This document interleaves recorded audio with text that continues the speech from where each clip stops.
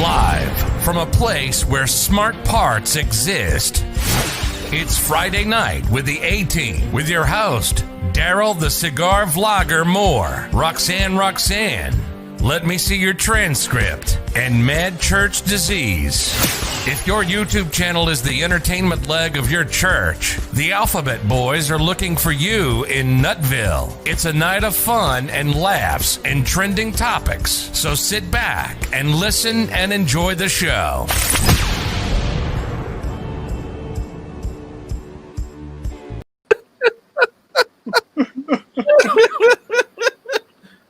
It's a night. Well, hello, everybody. Welcome to the A-Team Friday Night Live. Let me see your transcript. And I'm Mad Church Disease. And I'm the cigar vlogger, the smoker you love to hate. Oh my God. Where is our number 4? I do not know. But I want y'all to Roxanne. play that intro one more time, please, for the crippled children. Here we go, guys. New intro. Live from a place where smart parts exist, it's Friday Night with the A-Team with your host, Daryl the Cigar Vlogger Moore, Roxanne, Let Me See Your Transcript, and Mad Church Disease. If your YouTube channel is the entertainment leg of your church, the Alphabet Boys are looking for you in Nutville. It's a night of fun and laughs and trending topics, so sit back and listen and enjoy the show. And we're back. I'm sorry, Leah. I didn't mean to scare you, baby. I'm sorry. Wonderful. That intro is phenomenal. Here is our number 4. Hey, Roxy, where's your avatar? Roxanne. I don't know what's going on. Oh, somebody. Yeah, she calling us from an undisclosed location, I guess. Is this the phone you catfish Lamar Johnson with? What you doing, Roxanne?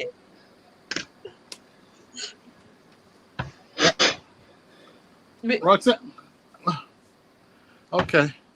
Oh, I forgot. Oops. Okay, hey, Roxanne. Hey. Sorry. How'd you like the intro, Roxanne? Well, how'd y'all like the intro in the comment section? Could y'all hear it?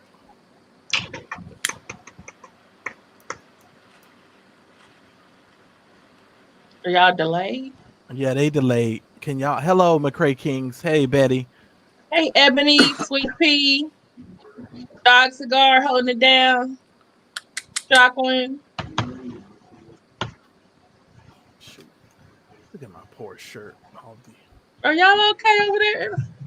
Are y'all in a child wait? We were hoping y'all gonna say, yes, we love it. It's wonderful. Hit it one more time. Okay, so she could hear it. So Ebony says they could hear it. So Thank you, Ebony, so much. Appreciate it. Yay! Justice. There we go. Can y'all hear me? Hey, Lynn. Yeah, you must. Are you near a fan, Roxanne? I am. Oh. No, I'm near nothing. Okay, that I can hear your fan. Somebody's fan. That's me. Cause I'm hot as hell. I got hot flashes real bad.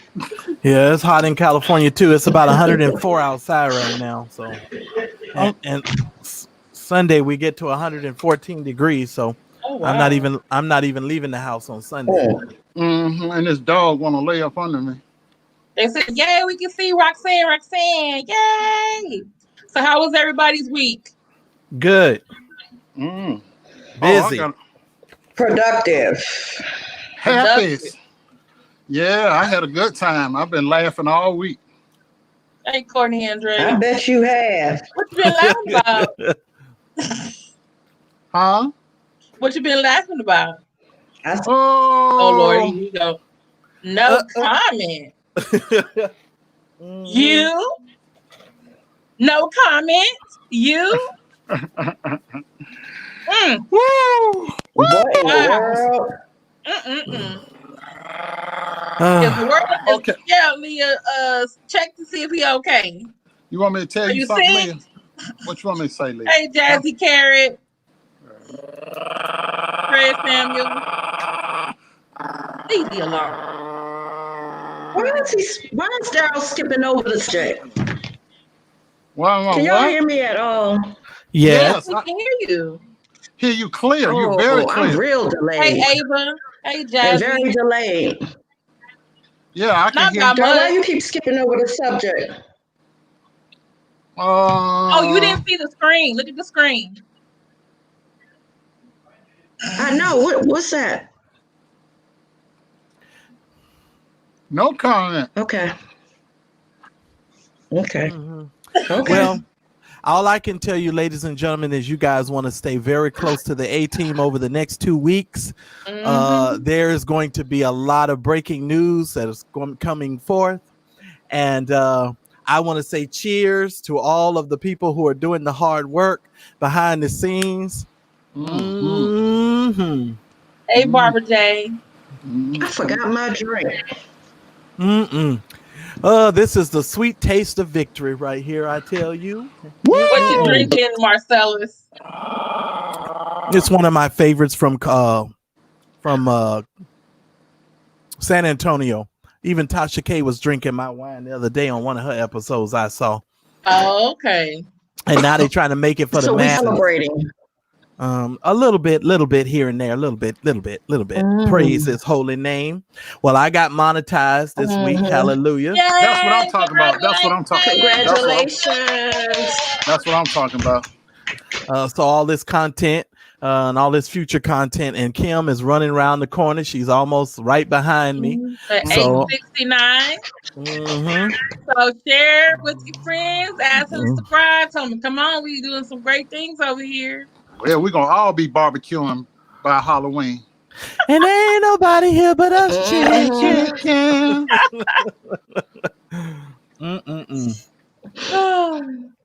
If you are late getting here, Kimberly's going to play you our new intro. One more time for the crippled children. We might play it a couple times tonight just so they can hear it. Yeah. Bush people, pay attention. Please. Pay attention, y'all. Please. Here's the new...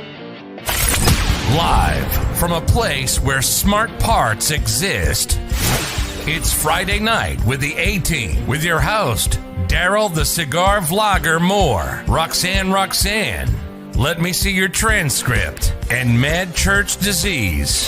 If your YouTube channel is the entertainment leg of your church, the Alphabet Boys are looking for you in Nutville. It's a night of fun and laughs and trending topics. So sit back and listen and enjoy the show.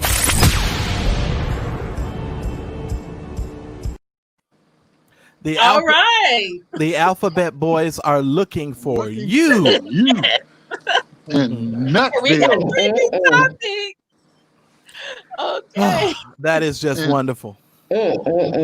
Does my heart well. Love it. Love it, love it, love it. Does my heart well in Nutville.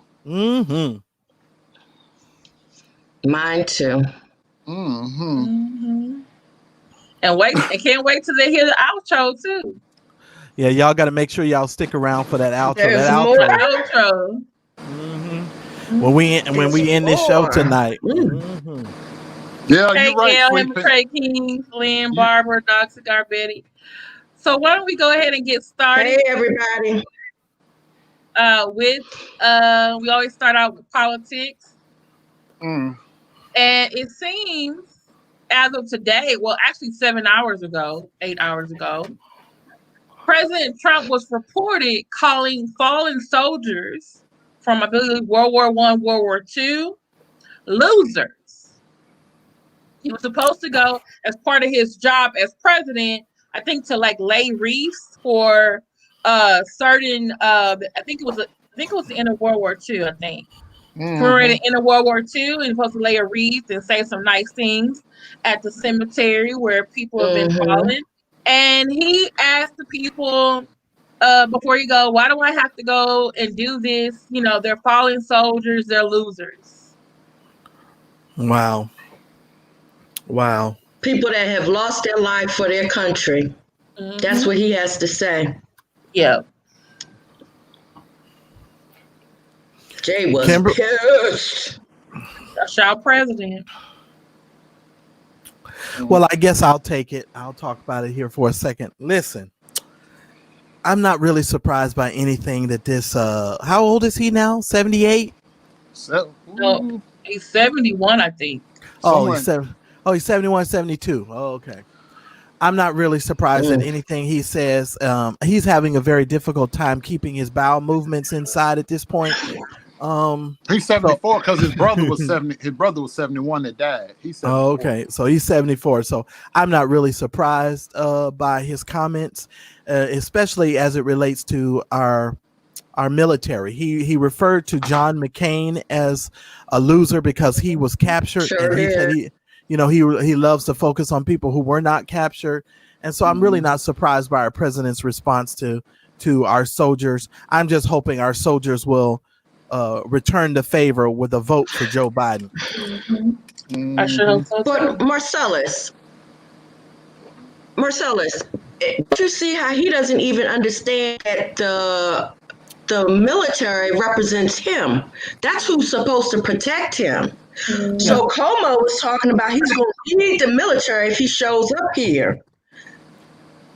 Right. He might be in some. I hope he don't go to New York. And if I was the military, which they can, of course, do, but I would really like to call off the work that day. If I've got to go, but they're going to still handle their duty. But that's why what it means to be the commander in chief. I don't understand what he thinks.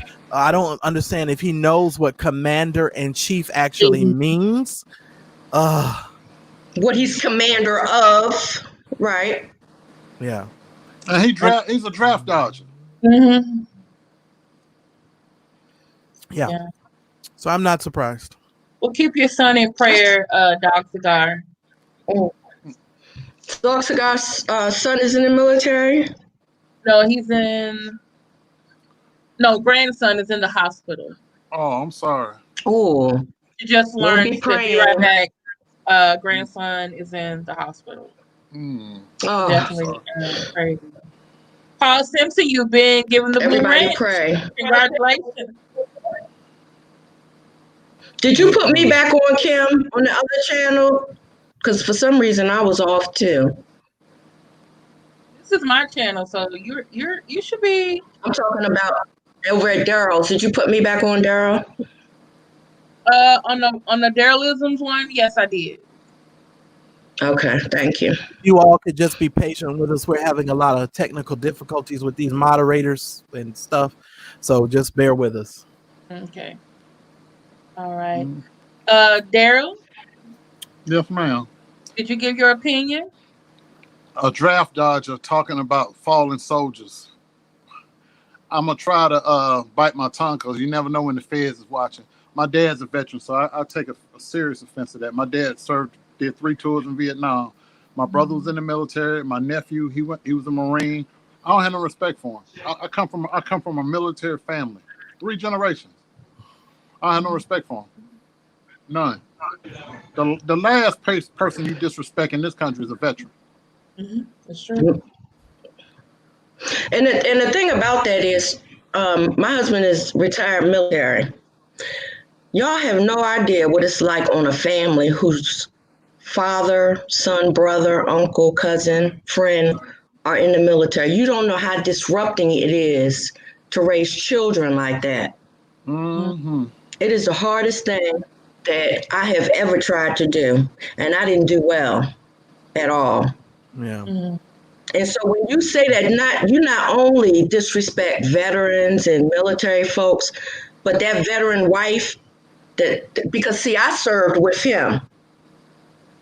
The family serves with him.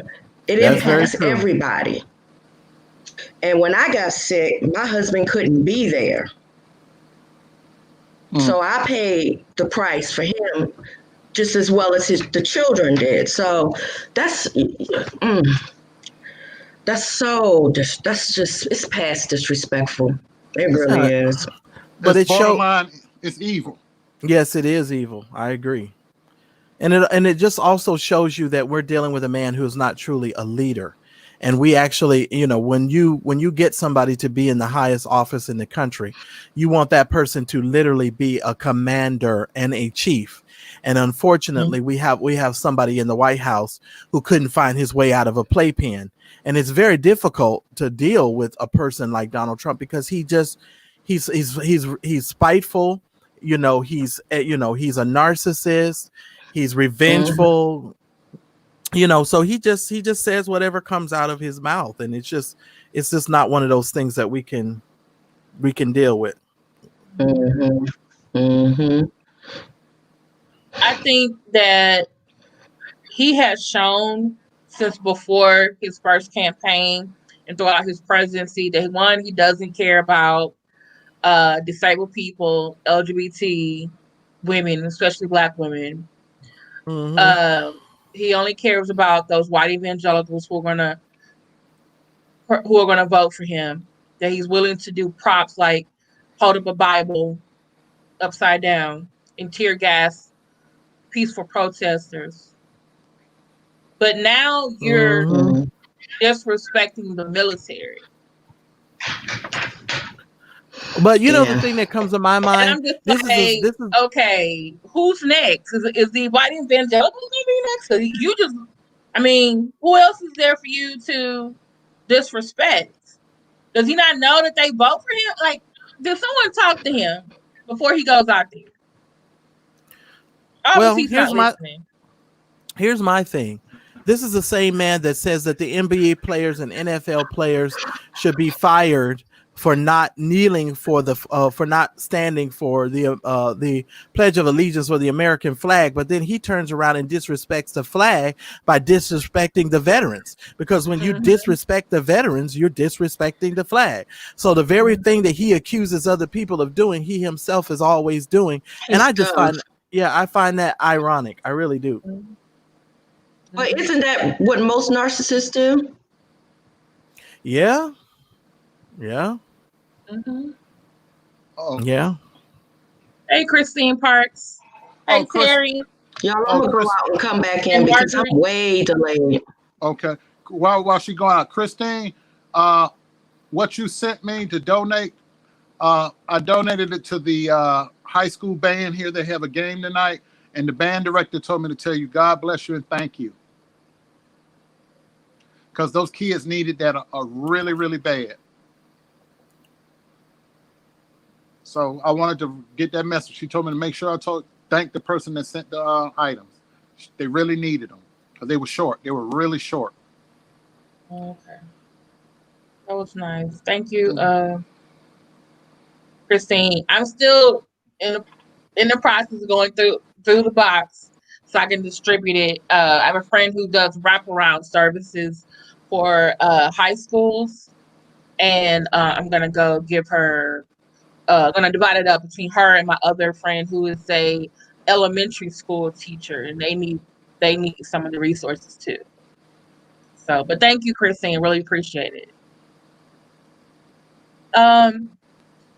Since we're still speaking of Trump, Marcellus, you talked a little bit about this a couple of days ago on your show about Trump's policies affecting the Social Security, and that it may run out or maybe go bankrupt by 2023. That's Can you correct. talk a little bit more about that? Well, apparently there is a tax break that Donald Trump has given a lot of the larger corporations that is responsible for paying into the Social Security fund. And because of the tax breaks that he gave those individuals, there has been no money or no deposits that have been paid into that tax fund. And because of that, and as a result of that, they are now stating that Social Security has a possibility of running out of money within the next 3 years. Now, there have been some other financial analysts who are trying to post, smoke screens saying that, no, it's going to be another, 10 years from now, et cetera, et cetera. At the end of the day, It doesn't matter if it's going to be 10 years or 15 years from now. We're in a situation now, ladies and gentlemen, where Social Security is definitely being threatened, and it's being threatened because of the policies of this current administration. Jesus Christ. And that's huge. And if people don't understand how big that is, that means all of your parents and your neighbors and the people that you love, that's their only sole source of income, will have no income, which means they are going to be looking to you, homeless, and their children and other people to assist them and to help take care of them because of that situation. I was reading. Go ahead. I just want to throw a little something in there that y'all probably don't even realize. The president of the United States payroll check gets cut right here in Cleveland, less than 4 minutes from my house. All the senators and all those people, their paychecks get cut right down the street from my house. And my brother-in-law showed me the bill, and I said, "You lying?" He said, "No, this is where they get their checks come from here, from this federal building right here." I was like, "Oh wow, you wouldn't even know that was a place that cuts payroll if you drove by. You think it's just a warehouse, and it's right down the street, in the hood." I said, I wonder if that building mysteriously caught on fire one day, and their direct deposits didn't hit clear. Would they start acting a little? Would they start acting a little better? If they had experience. Because Daryl, one thing is for sure, rich people are not good at being poor. No, not at all. They aren't. They don't know how to scratch a meal. We'll be fine. Yeah, we can eat. We can live a whole week off one chicken, and never eat the same meal twice. Exactly. Them jokers are starved. They wouldn't know what to do.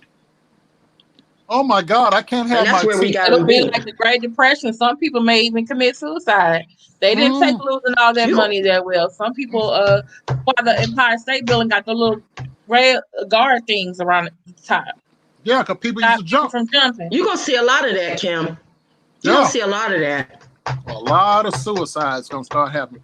If that fool get reelected, it's going to be a lot of suicides. A lot of rich people going to become poor people, and they're going to snap, crackle, and pop. And one thing about Black women and Black men, they will make something happen with nothing. If we can do that.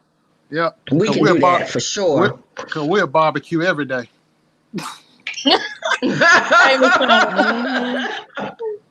We'll barbecue every day. Eat spaghetti and barbecue, fry some fish, eat some ramen noodles. We'll get by eat some sandwiches. We'll be just fine. Be fat. Everybody else, cheese sandwich. Yeah, everybody else. Sausage, some spam, mixed with some eggs and some onions. Great Northern beans. Hold up. Great Northern beans over some rice with some smoked meat. What? Yeah. Yeah. And we be full and fat, and everybody else is starving and skinny. And mad. Bust out a card game in a minute. A card game and some barbecue. They be like, depression? What damn depression? Shit, I was born depressed. Shit. What you say? We've been living like this. We've been depressed. You know, for real, depressions don't affect us. Hell, we've been depressed. We Black. We've been depressed. Right. Welcome to our world. That's how we look at it. Welcome to our world. Okay, I ain't never did this though. I don't think I've ever did this. Yeah, what? No, me neither. I don't do that because it doesn't. I haven't done that, well. but I can imagine. No, when I grew up, my mama would take that carnation. I had powdered milk. There you go. That powdered milk, or either my mama would take my mama would take that carnation milk and mix it with a little water. Shit, I know about them times. I know about that. Well, I called my mother live on the air because I didn't realize that we did get the powdered milk, but I just don't remember drinking it. Sandwiches, yep. Mayonnaise sandwiches. Yeah. That's true. Done this one. Fried egg. Dishwashing liquid. Yeah. I had a flashback this week. I think I'll need to go find me some bologna because I had a taste for a bologna sandwich. I ain't had a bologna sandwich about 30 years. Shoot, I eat fried bologna every week. Fried bologna or just bologna? The bologna. I want fried bologna. Where you split it in down the sides, and so it don't bubble up on you. Well, I like it to bubble. Shoot, and then I got so fancy growing up. My mama taught me how to make gravy. I'd eat bologna and gravy and onions. I know how to survive, boy. Plus, I'm a country boy. Yes, Jassy. I know how to hunt and fish. I ain't gonna starve. I may not like that fish, but I'll eat the hell out of it. I agree.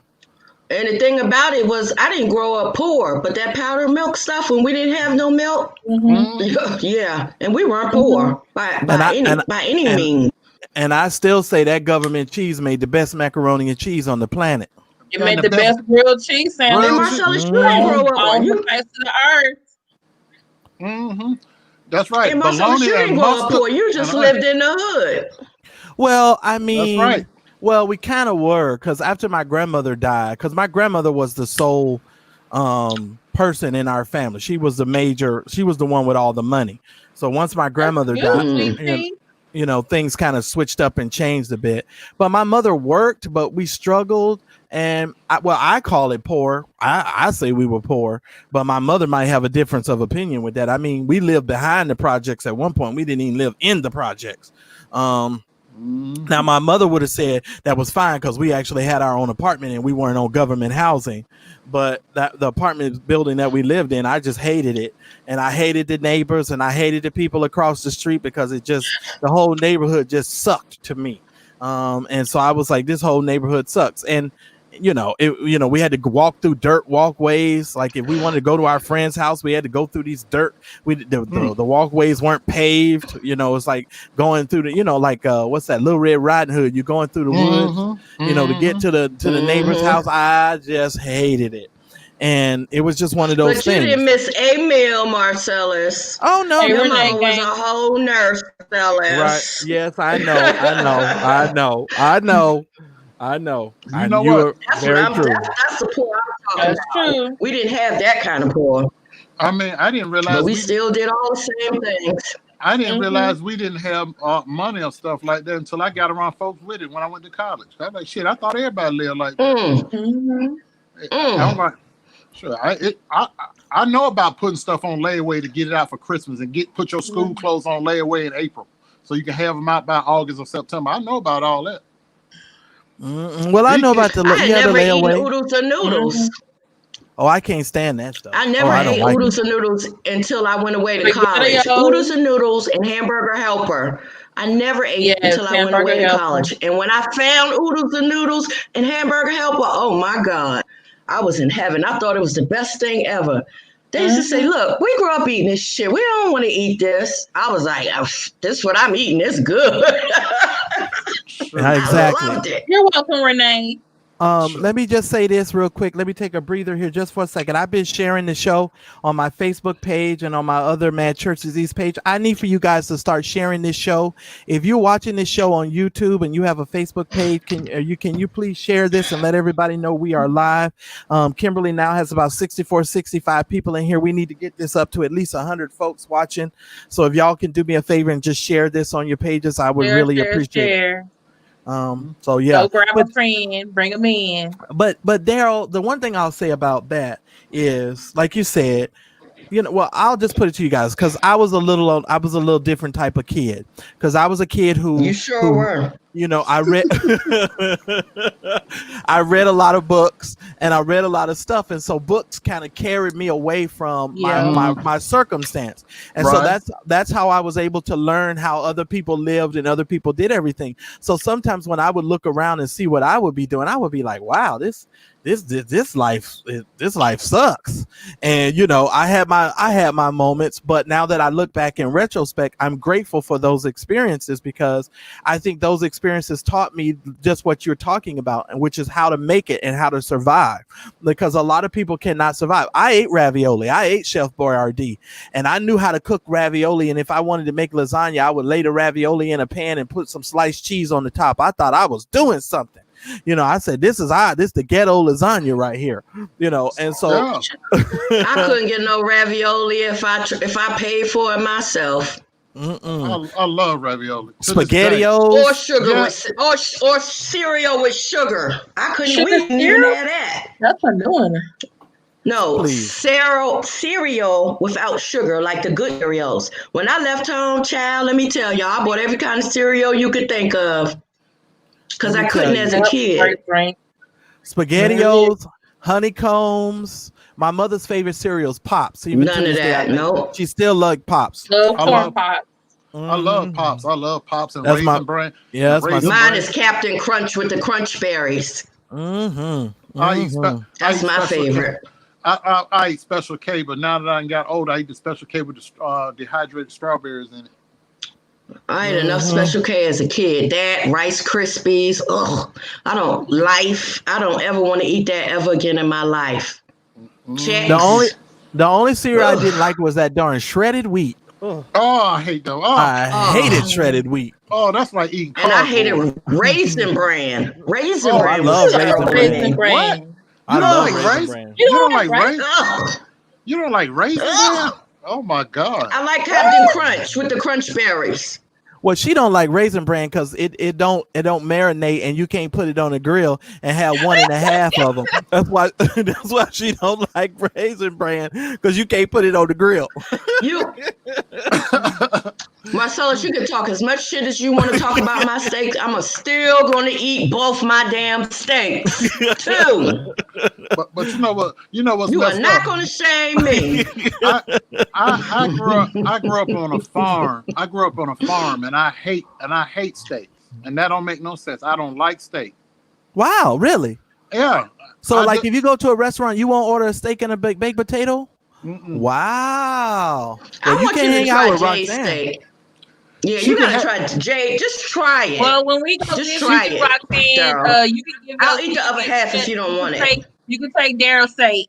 Yeah. Well, wait a minute. Well, we may all have to meet up in like less than 2 weeks. So everybody better be getting themselves prepared, because there's gonna be some stuff that's gonna hit the fan in 2 weeks, and we gonna be present, and we gonna be live and in color. That's all I'm gonna say. Have SUV will travel. So get ready. As a matter, I'm gonna have my window, my sunroof open and be rolling. Let the breeze blow over my bald head. I'm gonna enjoy that. Listening to Marvin Gaye all the way there. Yep, all the way. Me and Leah, ain't that right, baby? What song? And Erica Badu. Makes me want to holler, throw up both my hands. no, And Trouble Man. Trouble Man, baby. I'll be listening to Erica Badu. Bag lady, you gonna miss your bus carrying all that stuff like that.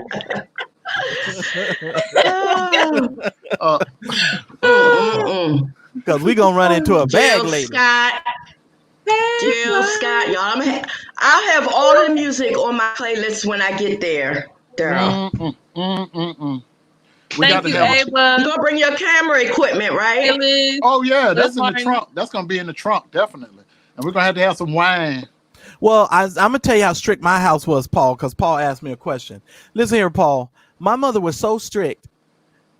On Saturday mornings, you know how most kids could get up and eat their little bowl of cereal and set their cereal in front of the TV and watch cartoons? Not in my mother's house. You had to get up and clean, didn't you? You had to get up and clean, and you had to make sure your bed was made. By the time we finished our work, it was already 12 noon, and wasn't no damn cartoons on. Wasn't no cartoons on. Well, you can watch Soul Train. Soul Train. And that's what we did. We watched Soul Train. I watched American Bandstand. Gold was on. Oh, I love Solid Gold. Yeah. See that was Saturday night. That was Saturday night. See, that was during y'all time. Me and Roxanne's Soul Train and American Bandstand. Because they came on right behind each other. Yeah, I watched Soul Train and American Bandstand. And on Saturday night. You've not been practicing. And on Saturday night. And on Saturday night, you used to watch the Muppets. Oh, yeah. Yeah, we're not that much younger than y'all. Y'all do know there's some overlap. Yeah, well, you like 10 years younger than me. But I used to watch. I'm only 8, I think. I'm 51. That's but 10. Then, and then I'll be 43 this year. Oh, so okay. It's 8. Now I'm 51. Not that big. Yeah, and I'm so country. I used to watch Hee Haw. Oh, I used to love Hee Haw. I Hee-Haw. thought that was the funniest thing. Hey. I'm like, these are funny white people. I know that. They're I know that. hilarious. Remember that song they sing? Where are you tonight? Why did you leave me here all alone? See, I searched the world over. That's that North Carolina true love. You met another. And What was the show gone. with the horse, y'all? Mr. Ed. yeah. Mr. Ed. Mr. Ed, yep. My mother loved Minnie Pearl. My mother Oh, thought Minnie my Pearl was God. the best thing ever. I thought She was Minnie Mhm. Minnie Pearl was the old lady that I just couldn't stand. I'm like, this Minnie Pearl lady is crazy. And why all these people so I love Minnie Pearl. Because that's my thing. Hee-Haw, I used to be like, why all these people so dumb? Just like she used to try to make me watch that John Boy, the Waltons. Good night, John Boy. Good Oh, night. my family God, loves the my Waltons. parents My aunt got love that the new Waltons. TV How channel, about- and she be watching them damn Waltons on it. That and Green How Acres. about the Green- Beverly Hillbillies? Now that was my show, but my parents like Green I Acres. love the but I like- Monsters. Yeah, I did too. I did too. I watched those shows, but those shows were disturbing to me because you got to understand, I was a reader and I was a kid who I understood what it meant to be rich and be poor. I couldn't understand how the Clampets could get out and move to Beverly. They still dressed like they was in the country. They still ate everything that the And they folks were in the still country ate. stupid. And they were dumb as hell. They didn't try to Mhm. educate themselves. I was like, I can't get into this show. Just like I didn't like Good Times. Everybody else, all the black people, Hold they on, hold love on. Good Times. Hold Oh on, man, hold on. Whoa! Hold Get on, us hold back on. now. Get us I back hated, card. I hated Good Times because Marcellus. they fucking ate oatmeal every day. Michael never fixed that patch on the back of his damn pants. That patch was always torn. I don't care what season it was. The elevator was always fucking broke. That's the Bookman project. That No, was I the don't- project. Well, then you need to find another place to live. Then, damn it, I just don't want to watch it. If you can be on TV, and I know it was a TV show, they needed to show something else. I did not want to see it, but I love them damn Jeffersons. Yes, I did. Yes, I did, love the Jeffersons. because they moved on up and they got the hell on out of the ghetto. And I love Happy Days of Vernon Shelley. I and still Archie watch Bunker. Good Times. I do Yeah, too. I They still ate- watch Good Times. So I'm telling y'all, Them- the main TV channel and the Decades channel shows a lot of those shows. Them Negroes was poor. They ate oatmeal every day. I said, who eats oatmeal every day? They ate it every day. Kim, every day? Every day. But they were full. They wasn't starving. I'm just saying. And then you got... No. Marcellus. I know, I'm paying attention. look, I'm trying to tell you. I get my black card because I loved the Jeffersons. I loved Amen. I loved Amen. I hated Amen. I hated No, you that did shit. not hate Amen. I didn't like them two sisters because I can't stand them old churchy bras The like that. Heatherbrook sisters, I couldn't stand them old holy roller I love helpers. Rise Ryan. Oh, then let me tell you what I show I did love, and it's still to this day one of my favorite shows. So I'm gonna get my black card back by this Liz Martin. I love me some Sanford and Son. I love me some Sanford and Son. Wait. You had a problem with them living in the project? The elevator's already working, but And they lived in the junkyard. Who lived in was it El Segundo or was it Watts? Yeah, Really? it was El Watts. Segundo. Watts. But here's the funny They lived thing. in Watts. I think because Fred was so damn mean, and he had Aunt Esther, and we all have an Aunt Esther. We all know an Aunt Esther. Yeah. And You're so not lying. I'm like, that just for me, it just Yeah. did it. That did it. Love Barnaby Jones.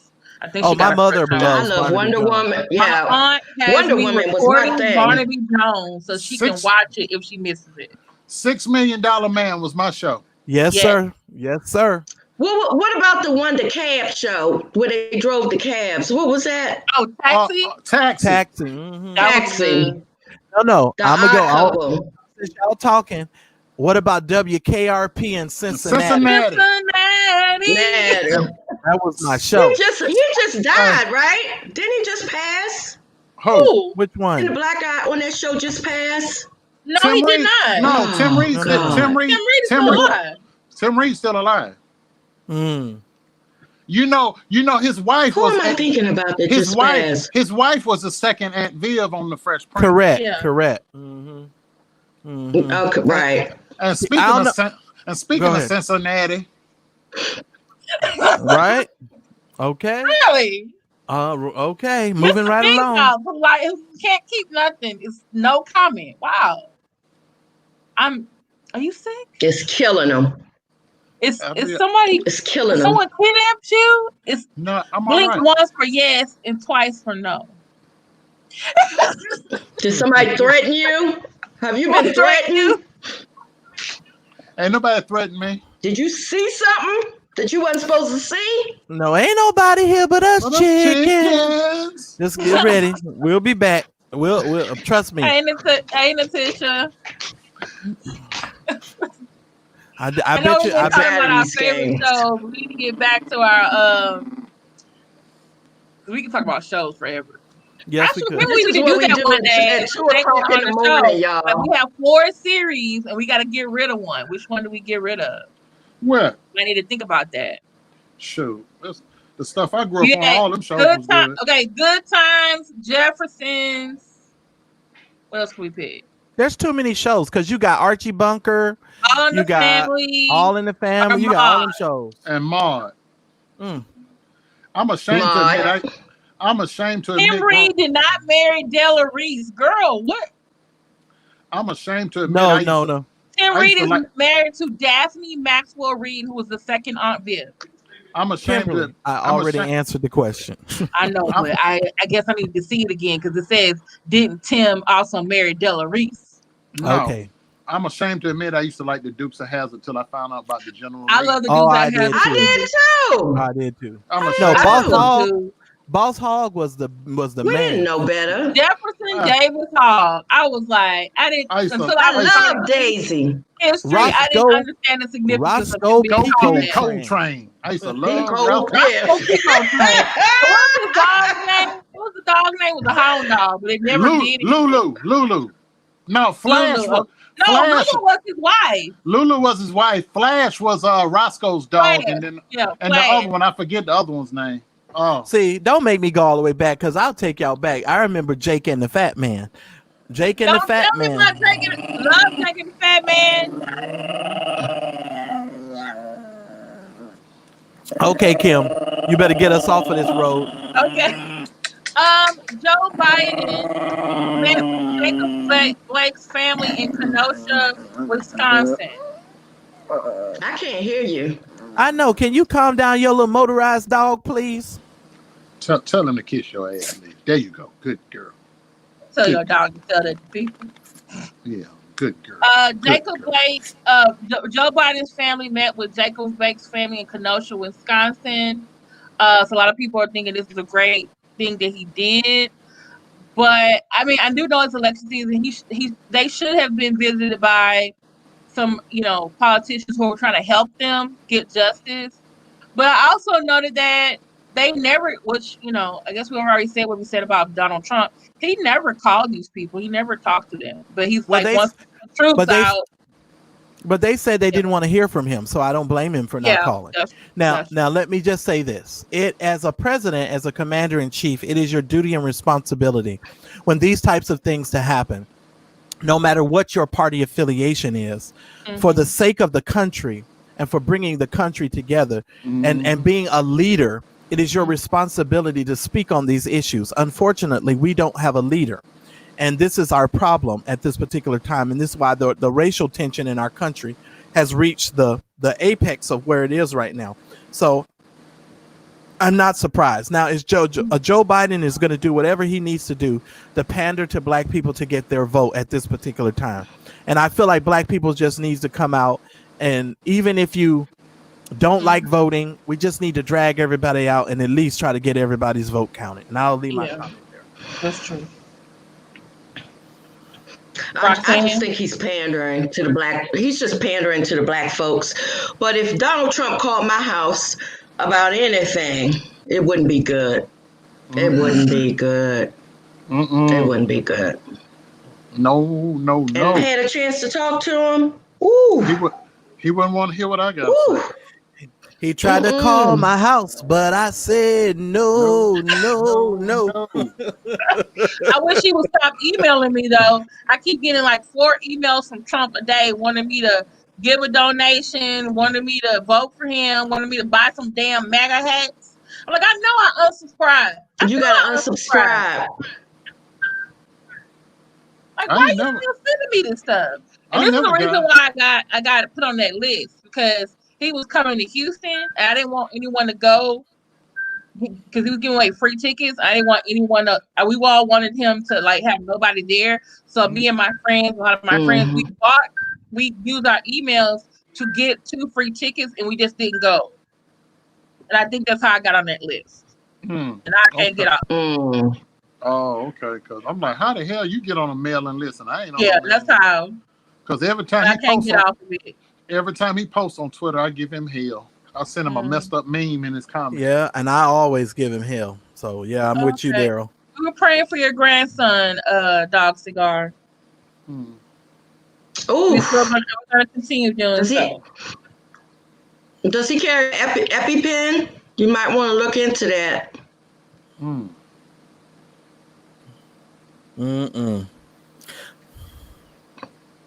Yeah, glad he's doing better. Oh, dang.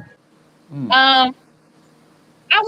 is another thing I wanted to talk to you guys about, because I was really concerned. You know me, I'm always trying to be, more than just politically correct, but being sensitive to other marginalized groups. And that's why we love you.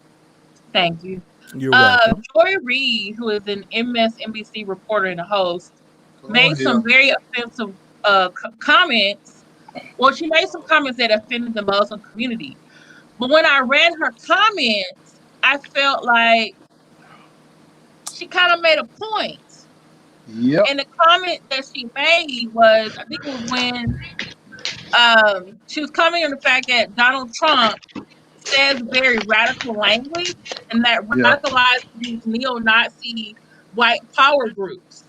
And she compared it to these conservative militant groups who do the same thing with like Al Qaeda or the Taliban. And so, which I thought it was a really great analogy. Unfortunately, those in the Muslim community did not agree with her. And so I know Congresswomen Talib and Omar want Joy Reid to issue an apology. But I didn't read an apology. I didn't read nothing that she said that was that bad, but maybe I need to read it again, because I don't think she. I don't think I read the article, and I don't think she said nothing that was out of bounds. That's what I was trying to figure out. I was like, I can see where, because they are mentioned as Muslims in the they're not radical Muslims, so it doesn't really. But they're saying, oh, it just reinforces stereotypes. I don't watch Joy Reid anymore because of her dry ass wigs. I have such a hard time with people who get paid as much money as these people do on television, and they wigs and weaves be so dry. I mean, she looks like she would start a forest fire at just one wave of the hand, and she's in all kinds of trouble. I'm just saying.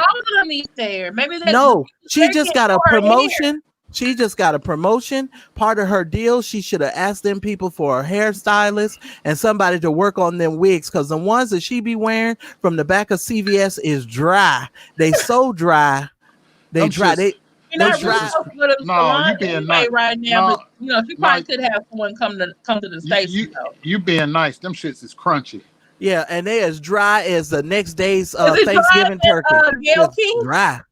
Oh, Gayle King shit. Oh my God. Gayle King shit is petrified. Yeah, I know. If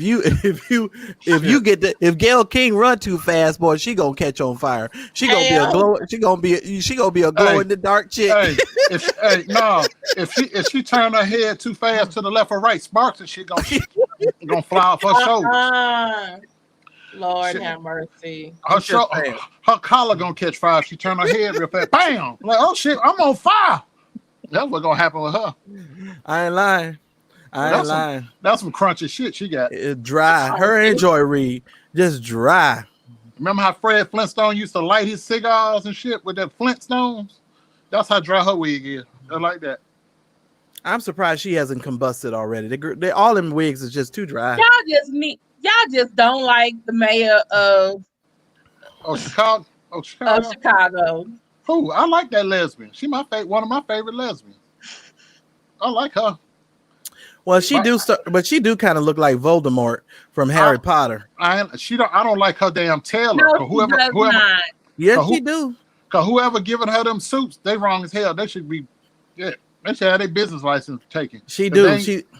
Her hems is not right.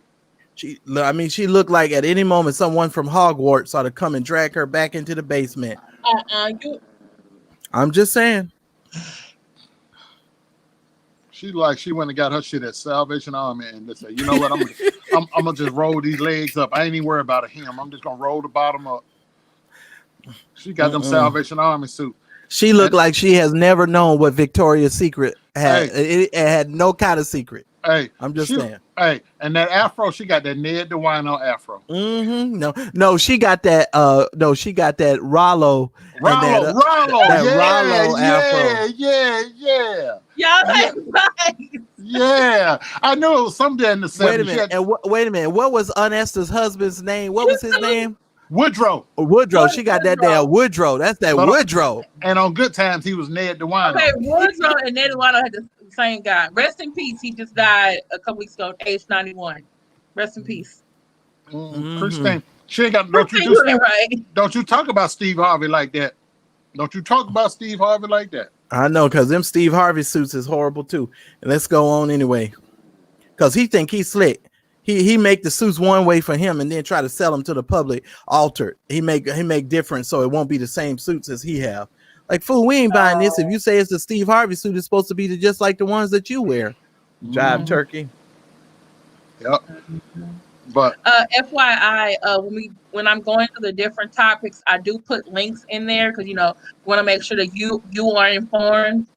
And I'm a history teacher, so I'm always thinking about giving people references to what we're talking about. That's just me. You both told me about this earlier in the week that Breonna Taylor's boyfriend, who was arrested, but I thought they released him. No, he was arrested before all of this had jumped off at once before. He was already arrested. And then a situation arisen after this as well. So continue on. I'm sorry. And they basically told him, like, hey, we'll give you time off if you say that Breonna Taylor was in a criminal enterprise. He said no. Well, they went and got the suspect that those 3 cops were actually looking for that night that they killed Breonna Taylor. They offered him the same plea deal. They're like, hey, we'll give you some years off your sentence if you say that she was a part of your criminal enterprise. Well, I actually said no. I am appalled at this. I don't understand why the government or the attorney general does not step in and actually do some type of investigation on these lawyers and these folks that are involved in this particular case, because this reeks of malfeasance. I'll tell you why in a minute. Okay. But I'm telling you, to do this, the only reason why they're doing this is because of the civil case that Breonna Taylor's family is going to win because of what they have done. Because if they can point her as being a criminal and say that she was a part of this criminal enterprise, then their civil suit is dead in the water. And that's the whole reason why they're doing this. Right. And that attorney general that you keep talking about, that attorney general is a black man who is married to the granddaughter of Mitch McConnell. Let that sink in. Didn't he just speak at the Trump? Didn't he just speak at the Republican? Yes, he did. Yeah, he is married to the granddaughter of Mitch McConnell, who's one of the most racist politicians in Washington. He's married to his granddaughter. He's married to Mitch McConnell's granddaughter. That's only because Strom Thurmond is there. That's why he acted. That's why he has not. That's why he has not stepped up and prosecuted those cops. He's in bed with the criminals. He's the Attorney General of Kentucky, and his wife's grandfather is Mitch McConnell. Oof, Lord. Let that sink in. A black man married to Mitch McConnell's granddaughter. And he's the Attorney General of the state of the Commonwealth of Kentucky. Mind you, Kentucky is a Commonwealth state. Their laws are completely different. Virginia, Kentucky, I think Maryland's a Commonwealth, if I'm not mistaken, isn't it? Mm-hmm. But I know Virginia and Kentucky are, and their laws are very jacked up. Maryland isn't, no, but Virginia is. Mm-hmm. Them Commonwealth states, you do not want to be a person of Commonwealth. They're heavy on the British law. Mm. You don't want to catch a charge if you're a person of color in a Commonwealth state. You're going to have a lengthy sentence. Remember that guy that the Boondocks made fun of, Fleece Johnson, the booty warrior? He was in prison in Kentucky. And right now we're helping to get Matthew Rushing home. He's in Virginia, Commonwealth state. Yes. So that lets you know what we up against. Those states with those Commonwealth laws, that Commonwealth system. They're the worst. They are the worst. Yes.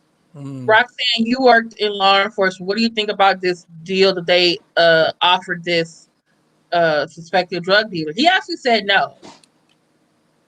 But they offered it to him anyway. What was the deal? If he implicated Breonna Taylor in his criminal organization, they would take years off his sentence. Yep. So I think he may get 20 or 25 years. And they were like, well, we'll only give you 10 if you tell us that she was involved. Nobody's going to do that. Whoever gave him that deal should be locked up. Yep. That's what I just said. All the way up. That's exactly what I just said. I think I think it reeks of malfeasance and so yeah. That's deplorable. They have no conscience, no credit, no character. Oof. She said after we did halftime, she was like, I had the choice if y'all want to go home. And Daryl took me home because he has to go house sick for Who won the Kim, continue on. What you wait? Don't focus on Daryl. I'm trying to take him mute his mic. I mute you. Don't worry. The next thing I wanted to talk about. I'm not a big sports person, so you guys might. And Roxanne, I don't know if you watch sports. What is his name? Stephen Smith, who's on, I think, ESPN. You can unmute Daryl now. Sorry, Daryl. You were okay. Stephen Smith, who's a host on one of the sports talk shows on ESPN, made a comment about this coach named Steve Nash of the Brooklyn Nets. He says the only reason why Steve Nash got that job was because of white privilege. I disagree with that. I don't know enough about basketball and coaches to even. Well, maybe he should know who Steve Nash is. And he should, and that's a shame. Yeah, and he should know who he is. I don't know where. Well, let me tell you something. Stephen A. Smith, better known as Forehead. You're gonna see me coming even before I get into the room because my head is so big. I'm just saying. Don't talk about my frat brother like that. I'm just saying that nigga's forehead is so big he could play the next Predator. And you know I'm telling the truth. And he can do it without no costume. All they got to do is give him the dreads in the back of his head and he gonna look straight like the Predator. I'm just saying that Negro's forehead is big. Oh, you are so bad. I'm just saying. I'm just saying. But Stephen A. Smith. I respect Stephen A. Smith for his opinions sometimes, but sometimes he crosses the line. Steve Nash is a very well accomplished NBA player first. Hall of Famer. Correct. Who then became a coach. And I think he has proven himself on the court on numerous of occasions. And I think Stephen Nash is a phenomenal coach. I think he's a phenomenal player. And so I just disagree with Stephen A. Smith's assessment. Daryl, what do you think? The man is qualified. And I said it to Stephen A. Smith myself. I said, Fred, you're wrong on this one. Yeah, there's some qualified black coaches that didn't get the nod over this man. But the man, his record as a player speaks for itself. The man was an NBA lifer. He played almost over 14 years. Correct. I mean, he's more than qualified. Mhm. The man knows basketball. Mhm. And a wonderful basketball player, a phenomenal Yes. basketball player. Excellent basketball player. He wasn't no bench warmer. That man was a Correct. superstar. If Steve Nash was on the floor, you was very well concerned. You better believe that. Cause he could dish that ball and he could shoot. He sure could. That 3-pointer was in range for Steve Nash. Trust me, he was like daggers. You didn't know what to do. Whoever he coaches, that team is going to be successful because he's disciplined and he's got connection and he going to have a good staff and he's going to win. He's going to be, if they give him the time to develop his talent, he's going to be a good coach and they're going to be a playoff caliber team in no time. And I don't know what Stephen A. probably got friends, you know, some of the black coaches that didn't get hired, he's friends with them. So, but for him to put that out there, that's playing the race card. Now, this one time I'm gonna say the race card was played and it shouldn't have been played. Right. Roxanne, that guy's qualified. What do you think, Roxanne? Well, I agree with Daryl that she shouldn't have played the race card. If the man is qualified, he's qualified. I agree. But I'll agree with you. I really don't know enough about sports and dynamics and coaching. I think we did well with it. I think we took care of it. Who is Jimmy the Greek? Oh, Jimmy the Greek was back in the 70s and 80s. He used to be on CBS football, Sunday football show. He used to be the one that tell for people that like to gamble. He would always tell you what the odds were. And he was racist. That's why he ended up getting fired. Oh, okay. Yeah, years ago. He made some real racist comments, and CBS fired him. Yes, he is, Patsy. You're right. You're right. We're now getting into the pop culture portion of the show. I'll just lead with this. I know it's gonna make us a little sad, but I think we still should say something. On last Friday's show, like literally during where'd it go? Literally on last Friday's show, we learned that Chadwick Boseman passed away due to colon cancer.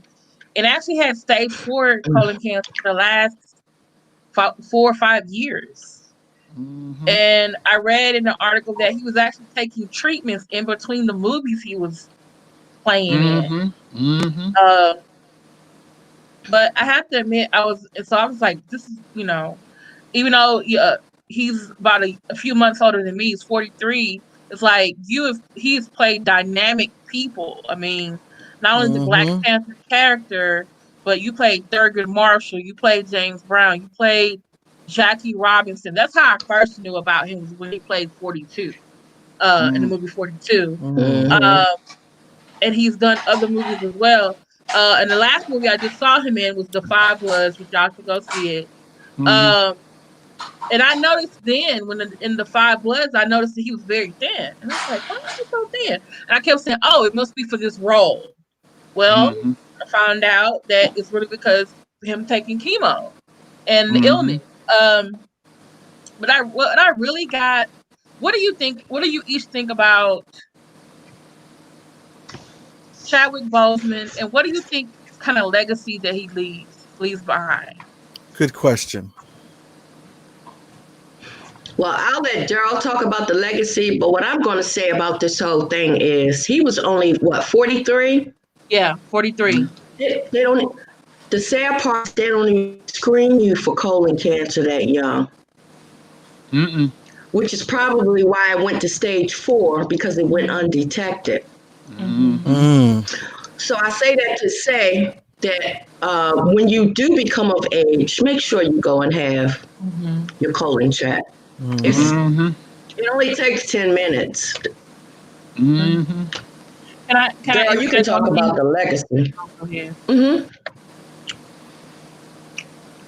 When they look back over his career, his body of work speaks for itself. I'm glad you went there. His body of work speaks for itself, period. The man took roles and he made those roles his own. When I watched Get On Up when he was doing James Brown, I actually thought I was watching James Brown. I was skeptical at first. I was like, yeah, I was like, who in the world can play James Brown? First of all, who can move like him? And the man worked so hard for almost a year before the movie was shot, learning how to move like James Brown, learning how to talk like him, wearing the mouthpiece, so the veneers in his mouth, so he had his teeth, and learning how to speak the way James Brown talked. I mean, he really immersed himself in a role. Right. And that was his, I mean, and then when they did Black Panther, you know, you think about that action movie. He was shooting that action movie while he was taking treatments. And in between treatments. So like he did he did Civil War. So after Civil War was done, he was treatment. Then they did his movie Black Panther. Then they did Infinity War, and then did Endgame. So in between each of those movies, he's going to chemo. Right. Like, well, and I think for me, I think that is the ultimate testimony to Chadwick's life and legacy. Let me say it to you this way. I believe that he is the Black Panther. He is the real Black Panther. Because there are not many people who could do what he did and do it with such excellence and such grace and such kindness. Because if most people would have been going through the situations that he was going through, they would have been very mean. They would have been very angry. But if you talk to anyone who worked with him on the set, or you talk to anyone that surrounded him, they would tell you he was the most kind person. He was always quoting a scripture. He was just, to me, he is the quintessential individual. Even though he was suffering through something, you know, and I say it like this: he was a victim of decay, but he was a victor in righteousness. You know, he was suffering through the decaying of his flesh and the decaying of his dead situation, but he was already victorious because he had already beaten it. The scripture says to live is Christ and to die is gain. So the mere fact that he's able to transition, he won here on earth, and he won in his transition. So I tip my hat to Chadwick, and I tell you, to me, he is Black Panther. I agree. Amen. Amen, brother. And little did I know, he grew up not far from you, Marcel. He grew up in Anderson, South Carolina. Yeah, to me, he is Black Panther.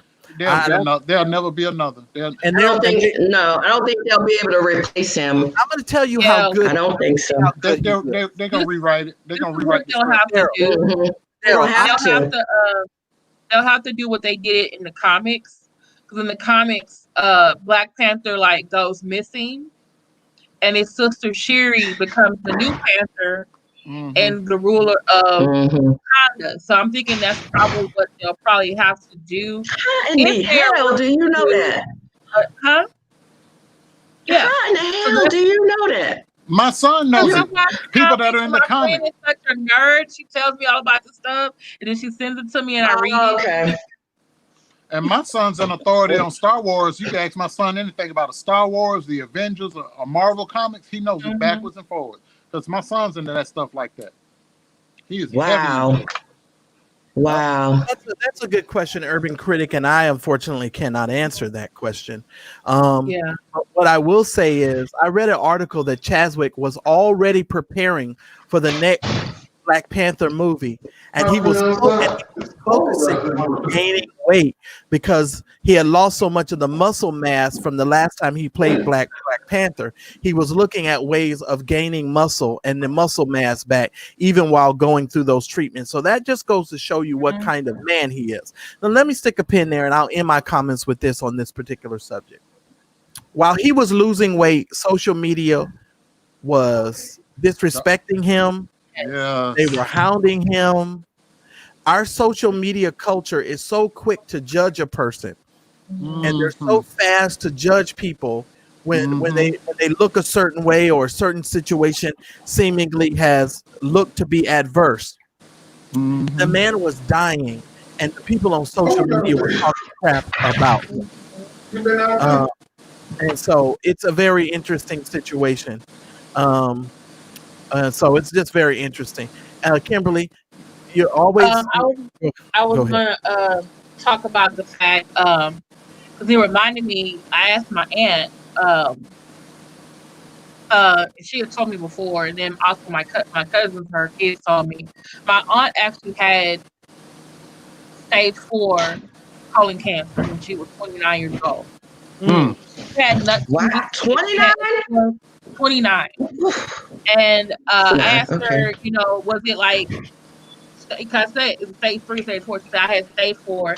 And I said, well, what happened? Did you get sick over time? And did it just come on all of a sudden? She said, it came on all of a sudden, and I was just in a lot of excruciating pain. And they took me to the hospital. And I remember my cousin telling me, I think she was like 14, because my aunt had children early. She was like 14 and 15. She was screaming at the doctors to do something for my aunt because she was in so much pain. Eventually, they were able to, she was in the hospital for a week, and they cut out, I guess, the cancer, but they also cut out part of her colon. And so, but she did survive that. And so to me, I was like, my aunt is 82 years old now. And it's like, I actually had a polyp removed. I didn't want to go. Hold on, I'm trying not to cry. I did want to think about it. The fact that. Well, I'm gonna need you to move past this before you start crying. Because I was like, what if my aunt didn't survive? Right. At age 49. Right. I'm thinking like. I get you. I get you. Boseman 43. So. Well, that's why right now I'm about to take over this here conversation. And I still have his movies, so we can still watch him, we can still celebrate him. But it's just like you said, the things that people said about him. I didn't see the other pictures. The only thing I saw was the 5 blood. And I thought like, oh, he looked thin there, but I just thought it was for the role. Right. And he looked even thinner in some of the social media photographs that were passed around social media. But my statement is hats off to Chadwick. He is an amazing actor, but more than just being an amazing actor, he is an amazing man. He's an amazing man. Yeah. He to me, he goes down in history with me as being an amazing man because he kept his dignity, he kept his composure, he kept his respect in his industry, and for that he should always be applauded. He should always be respected, and to me, he deserves to go down in history. That's how I feel. I do too. I agree, Marcellus. I agree. On a lighter note, I know that Marcellus is going to talk about this on Sunday. Yeah. John Gray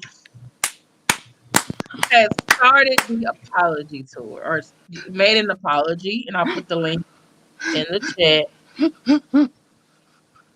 He said he's sorry to his wife and to the church. I guess the Christian community.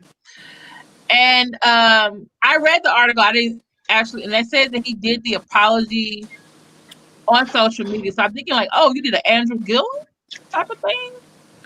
Almost maybe.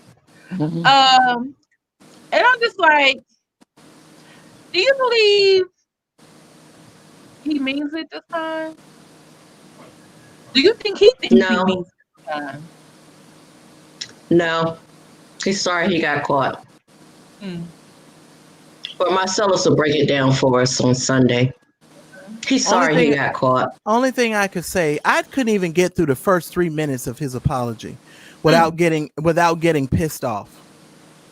Because what he did initially was he tried to guilt trip the listener into receiving his apology and accepting what he was saying as being evident and to being true. He started off his apology by saying you're just as bad as me. by saying that you have done things too, just like me. Did you pick that up? Yeah, but before he even got to that part, and this is why I said I'm gonna have to break this thing down on Sunday. The first 2 minutes of his apology, he said, I pray that God prepares your heart so that you're able to receive what's about to come out of my mouth, and you will understand that it is the heart of God.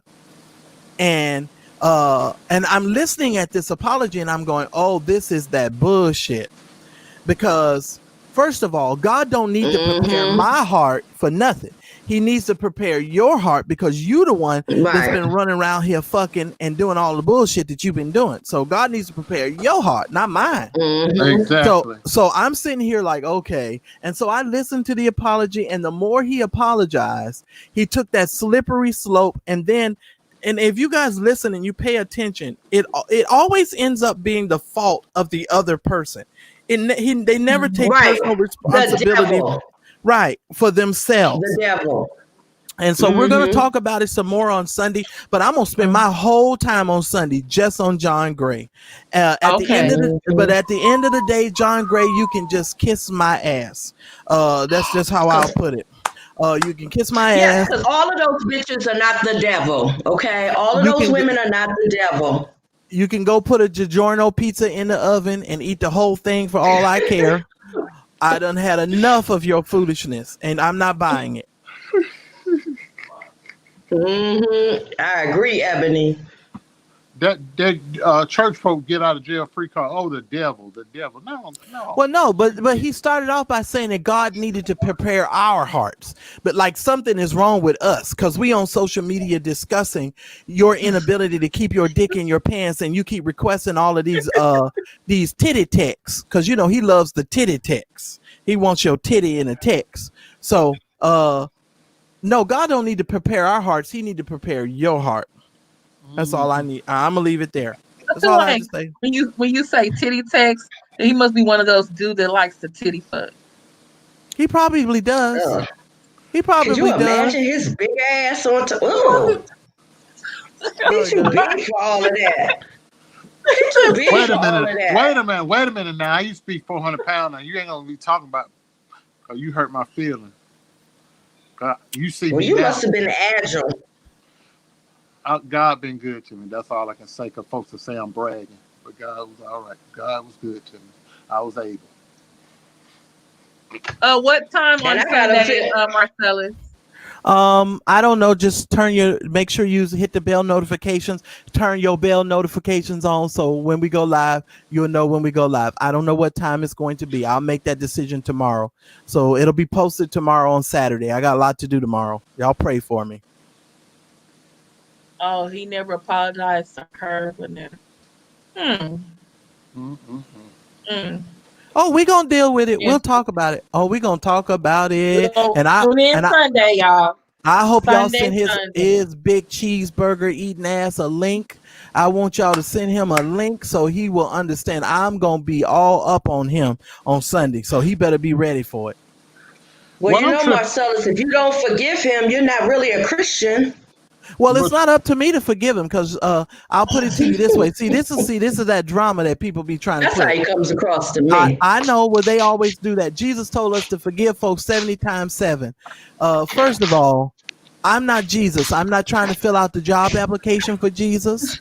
God is the one who is the great forgiver. I can forgive you and still remember the shit that you done. See, here's the problem with the church. The church pretends like they don't remember the stuff that John Gray and all Larry Reed, Bartholomew on the rough side of the mountain Reed do. They also try to pretend like they don't understand what Eddie Long and what Jamal Bryant and what all these people do. They try to act like they can't remember and they got a short memory. No. Sorry. Nope. Nope. Not me. But the tripped out part on all this, Marcellus, I know you're going to talk about it Sunday. He's still in the pulpit preaching. Always. And going to collect a check.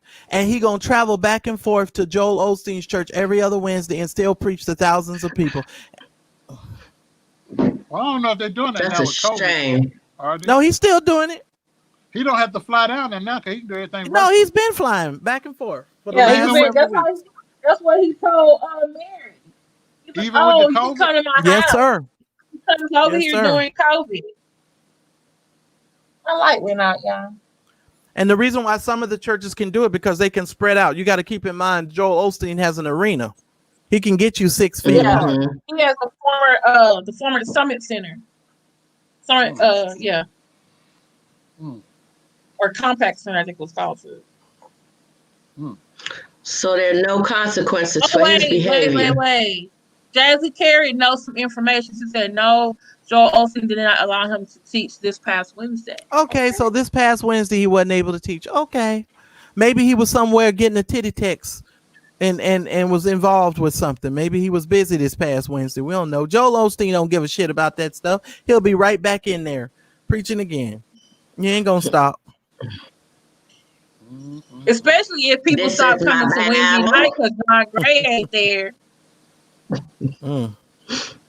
They be calling up John. John, you feeling okay?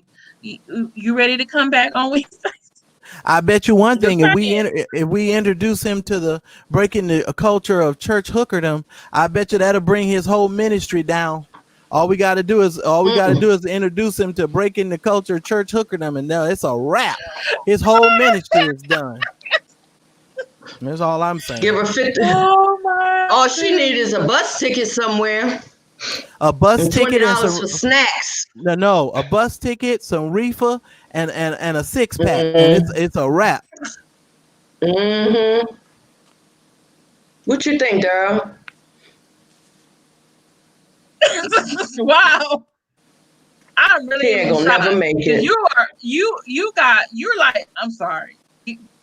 Are you sick? Did someone threaten you? No. Did someone threaten Leah?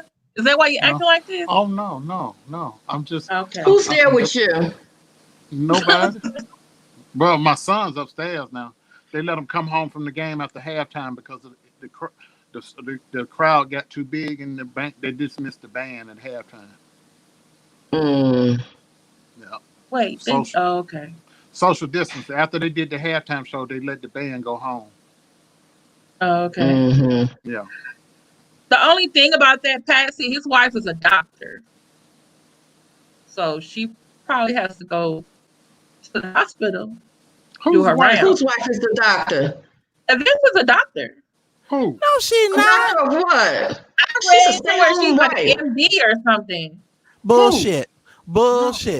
Who Ain't no way I in the gotta hell. look it up. I remember when the whole scandal came out, they're like, "Oh, they can afford this car because she's a doctor and he's good." She doesn't work. I didn't see her working. No, she's the doctor. She's the the doctor of shopping and getting her nails and toes done. Who's a doctor? Wait a minute. Who are they saying a doctor? I remember John Gray's wife. Maybe I remember reading somewhere that she was a doctor. She the doctor of the buffet line. Dr. Pepper. Right. She would have left. If she was really a doctor in anything, she would have left. If she's a doctor, maybe I'm wrong. But I remember reading somewhere she was a doctor, or someone said she was a. You know what? I think that was the time that I was still kind of listening to Larry, and I should be listening to Larry. No, she doctor shows in her shoes. You need to decide. Somebody. Kim, I'm gonna get at the Wiley eye. Part of me feels like Joel Osteen also might be scared of his wife. That lady is mean. Yeah, she jumped on the story is mean. She jumped on an airline stewardess. She probably mean to Joel. She probably told him, "I'm coming with you," and that's it.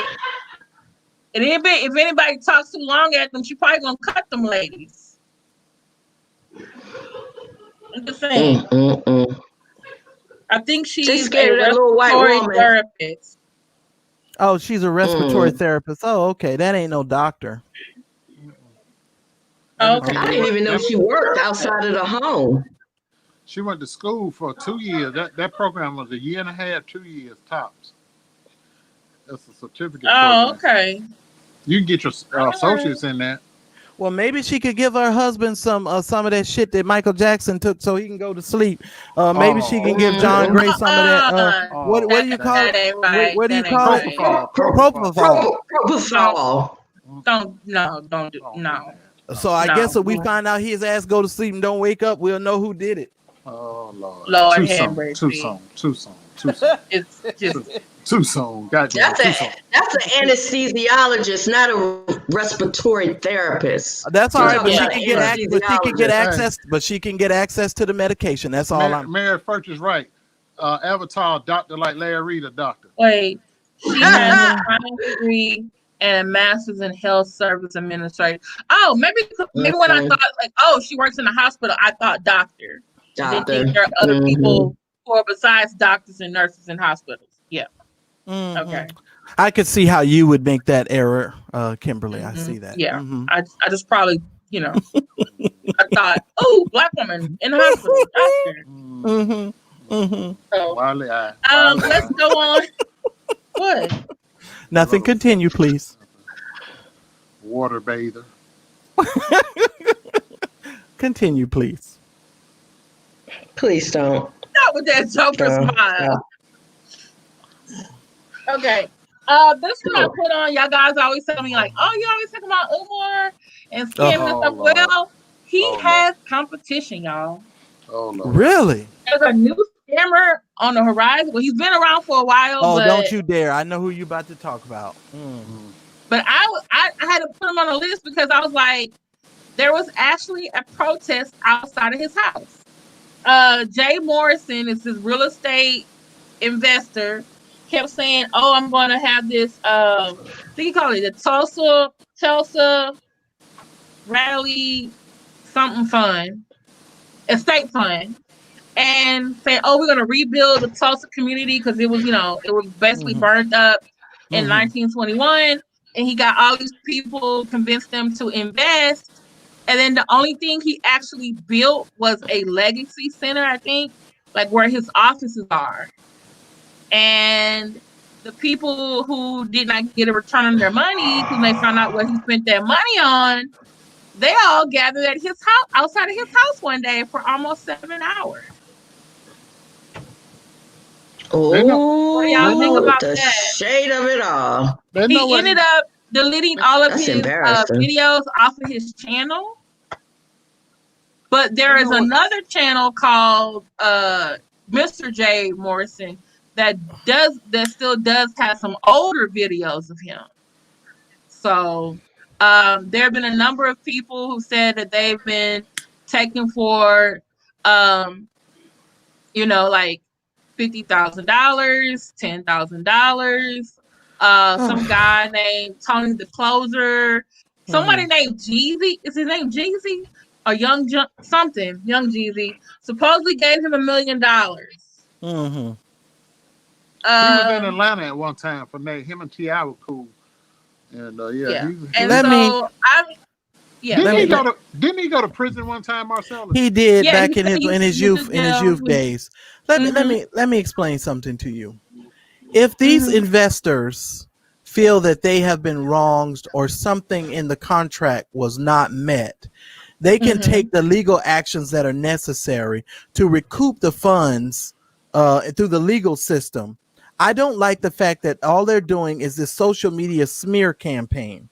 And see, this is what our society has really duped themselves into. Yes, I said it. One of the things that most of these people are doing now, if they have a grievance against you, they want to go on social media and air out their grievances on social media. If Tony the Closer got took for $60,000 by Jay, why don't Tony the Closer go and close a deal with a lawyer and have a lawyer to close the doors to the courtroom and have Jay Morrison sitting in the defendant's chair while they close up on the situation and deal with him instead of going. Who the hell knows? He's another real estate guy, and Jay Morrison convinced him to go into business with him, and then they were supposed to do some event, and Tony paid his. I'm sorry. Go ahead. You were talking. Excuse me. Let me just say, and I'll close with this. It is called an investment for a reason. Investments do not guarantee you that you're going to come out with anything. There's always a risk involved with every business opportunity and with every business investment. If you lose money, You knew from the beginning that there was a risk of you losing your money when you entered into that business opportunity. I do not like when people start doing this foolishness because they lost their money, and now you're coming out on this social media campaign trying to make it seem like Jay Morrison is a crook. Prove it in court. Until you get to court and you prove it in court, I think what you are doing is you are defaming his character and you are defaming his business, and he ought to be able to legally come after you for your foolishness. And I'll leave my comments with that. Go ahead, Daryl. I concur with what this situation is. If you feel you've been wrong, go to court, not social media. For example, if you say Daryl Moore threatened to kill you, don't go to social media. Go to the police department. Go to your lawyer. File some paperwork. Don't be on social media making videos at 3 a.m. We so social You media. said file paperwork? Yes. You said file paperwork? File paperwork. Don't be sitting there on social media talking about Daryl did something to you or this man did something to me. Get you an arrest warrant. Get your. You mean you can't hold your chest like a little girl and be like, wait, he threatened me. He threatened me. He told me he was gonna so afraid. Look, and he gonna hold his hand up to his chest like this. He said he was gonna put 5 bullets in my chest.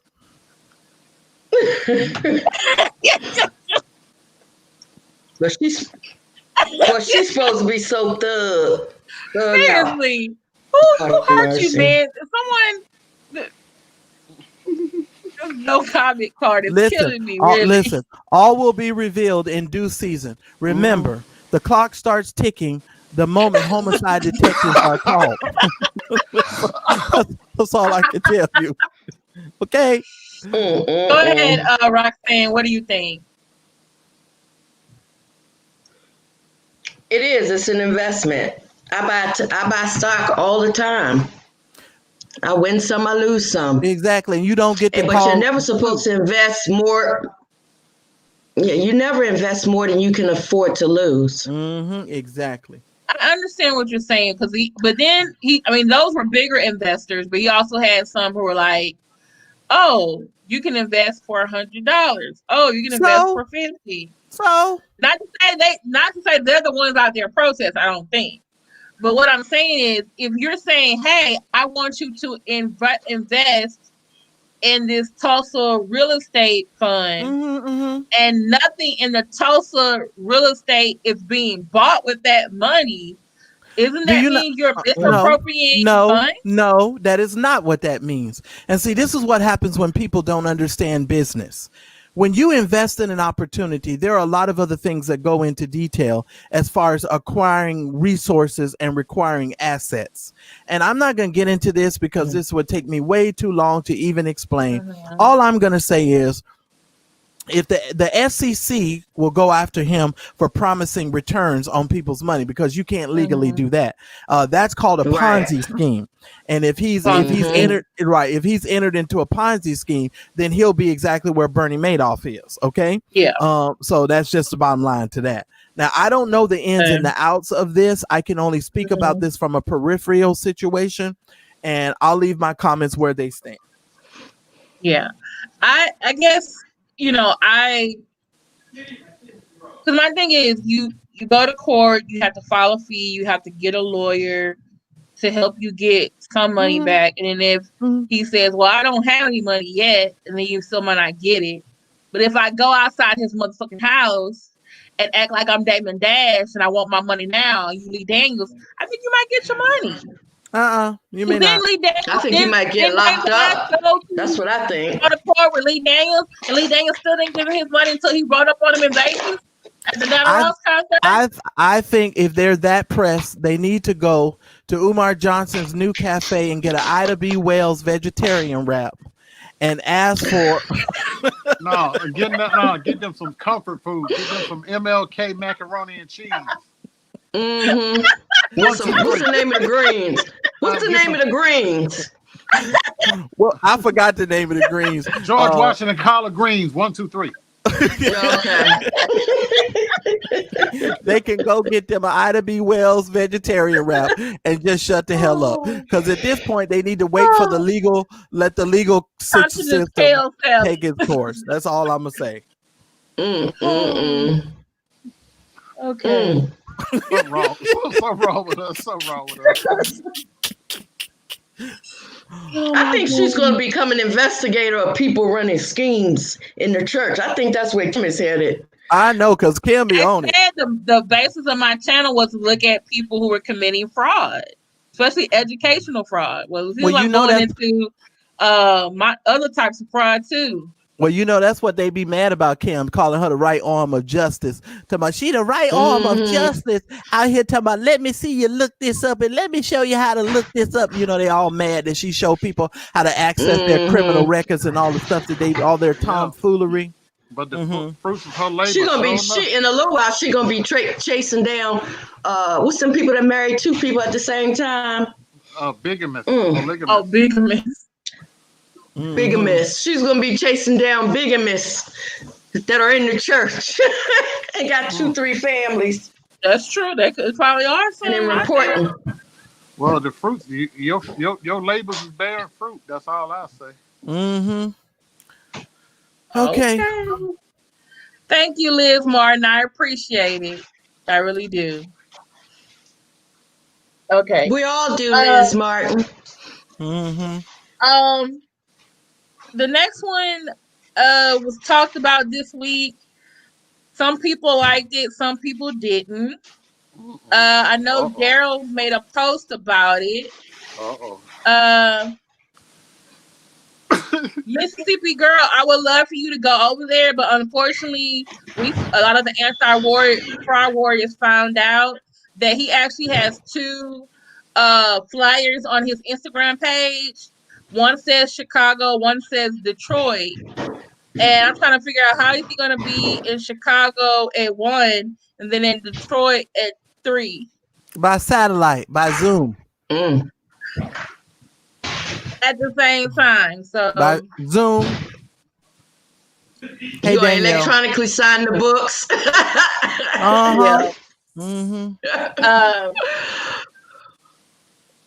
Y'all wrong. Y'all wrong as hell. This week, we had the versus battle between Brandy and Monica. I actually looked at it a little bit, and I thought, because they said, "Oh, they're gonna be at the Tyler Perry Studios." I was like, "Oh, he has stages there." So I'm thinking like, "Oh, they're gonna be on the stage. They're gonna have them 6 feet apart. They're gonna sing each other out song for song." No, they sat in chairs across from each other and talked about their songs, which is great because Erykah Badu and Jill Scott did that. But you know, I just feel like Erykah and Jill got a little bit more personality. They have more history together. It was intimate because they were in their home. And so I just felt like Monica and Brandy could have just did this from their house. You know, it just like, okay, this is cute. Y'all get along. Y'all telling us the stuff behind y'all songs. That's nice. Lovely T said that it was boring. Some people loved it and some people didn't. Did y'all watch? I have yet to watch a versus battle, and I probably won't. Now, if they you didn't watch Erykah and Jill Scott? I thought you loved you. I do, but I don't love it enough to sit there and watch a versus battle. Now, if they come up with somebody like a Kenny G versus another jazz musician, I'll probably check that out. Or if they come up with Earth, Wind, and Fire versus anybody like on that level. Brothers. Isley Brothers, that's it. I watch that. I'll be right there front. Oh, the OJs versus the Isley. That would be. Yes, now that is a versus battle. That would be a good. But they need to. The thing is, they gotta sing, not just tell me about the song. They got to sing. No, that's real like 70s singing. Yeah. Or you give me a Maxwell going up against a D'Angelo, something like that. Well, I'm sorry.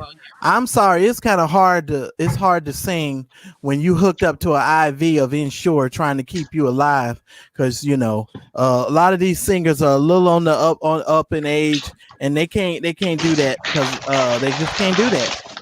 It's kind of some hard. Earth, Wind, and Fire is dead, right? Yeah, they're too Yeah, the old. lead They singer. can't do that. Not The all lead of them. singer.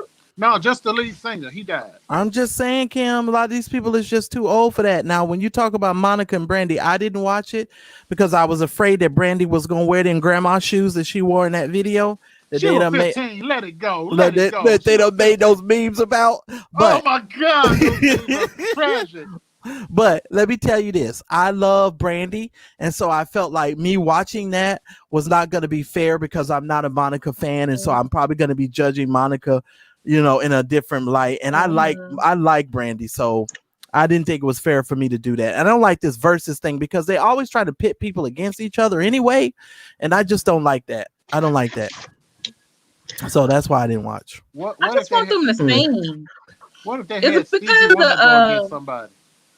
Who would Stevie Wonder go against? Who would Stevie Wonder go against? Oh shit. Lionel Richie. That's about the That's all one left. Or That's he the could closest. he could go up. He could go up against Blind Mellow Jello. I want my daddy's records. Stop. Whatever. Something wrong Stevie with Wonder was in a damn video behind the wheel of a car driving in a Rolls Royce. You tell that nigga to stop. How was he driving that Rolls Royce in that video? And he blind He as was a in the bat? desert in the same. I don't give a damn. He was behind the wheel of an automobile and he can't see shit. Made no sense whatsoever. You so mean. I'm You just so saying. mean. You gonna be that mean old man in the neighborhood that nobody want to go walk Whatever. past your house. You're gonna be a Whatever. mean You gotta get him a wife. Quickly. But I know one Mean thing. I'm and gonna surly. have a big ass electric gate. So as soon as you touch that motherfucker, it's gonna zap your ass right into your future. So you can go and talk about how mean I'm gonna be. Mean and surly. Gonna zap your ass. Roxanne fucking them chips up over there. Okay. I don't know why What you Roxanne don't put saying? up. You got to put yourself on mute before you start doing all this moving and bumping. She crunching. the hell Oh, out I'm them chips. sorry. I'm sorry, y'all. I'm starving. Don't worry, we're getting towards the end. Okay, the next person on the list is Stacey Dash's husband. Oh Lord. Actually, found out from Daryl today. This is her fourth husband, and there was, I think, last year a domestic incident. Her husband Jeffrey Morty filed documents claiming Dash used trickery to get him to marry her and wants the whole thing annulled. He said that he wed the Clueless star April 6, 2018, but only because her pastor used hypnotic prayer techniques on him. According to the Pasco County court documents, the ex-couple had only known each other for 10 days before they tied the knots. Well, I The can't pastor wait. who reportedly told them the marriage was God's will was not named in the filing. Yeah. Yeah, I Yeah. could see that. I could see that because these preachers do that. They tell people that God done put them together and all of this foolishness, and these people they go and get married. And yeah, I could see that. That could have been possible. That could have been possible. No, she blew on his balls and he got married. He got turned out. He got some black sex. That's what he got. He got some black girl sex. She gave him some of that good. And Yeah, that was all it took.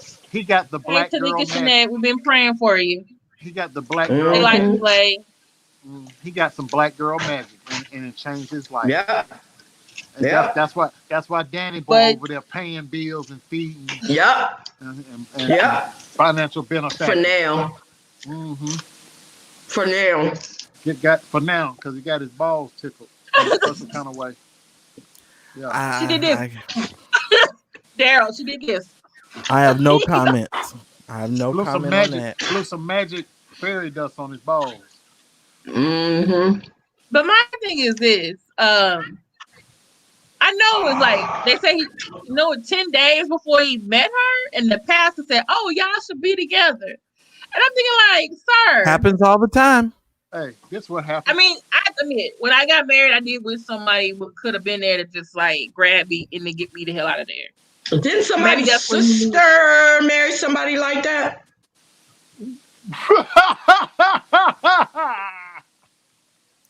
I don't know, but Just then he. asking. But wait a minute, I think he drove himself off a cliff because he didn't want to. He didn't want to be married to her no more. I think he drove. I'm talking about. Yes, I'm someone's talking. sister did No. get married to someone because a person of God told No. them that this is your husband. No, Yes. they left them at the altar. Yeah. They got left at the altar. They were gone, but No, they actually did get married. Congratulations. There was no wedding like it was supposed to be, but they actually got married. Yes. Right. Oh, I don't know nothing about it. Hey, old boy, That's what old she girl, said. Stacey Dash did this to him.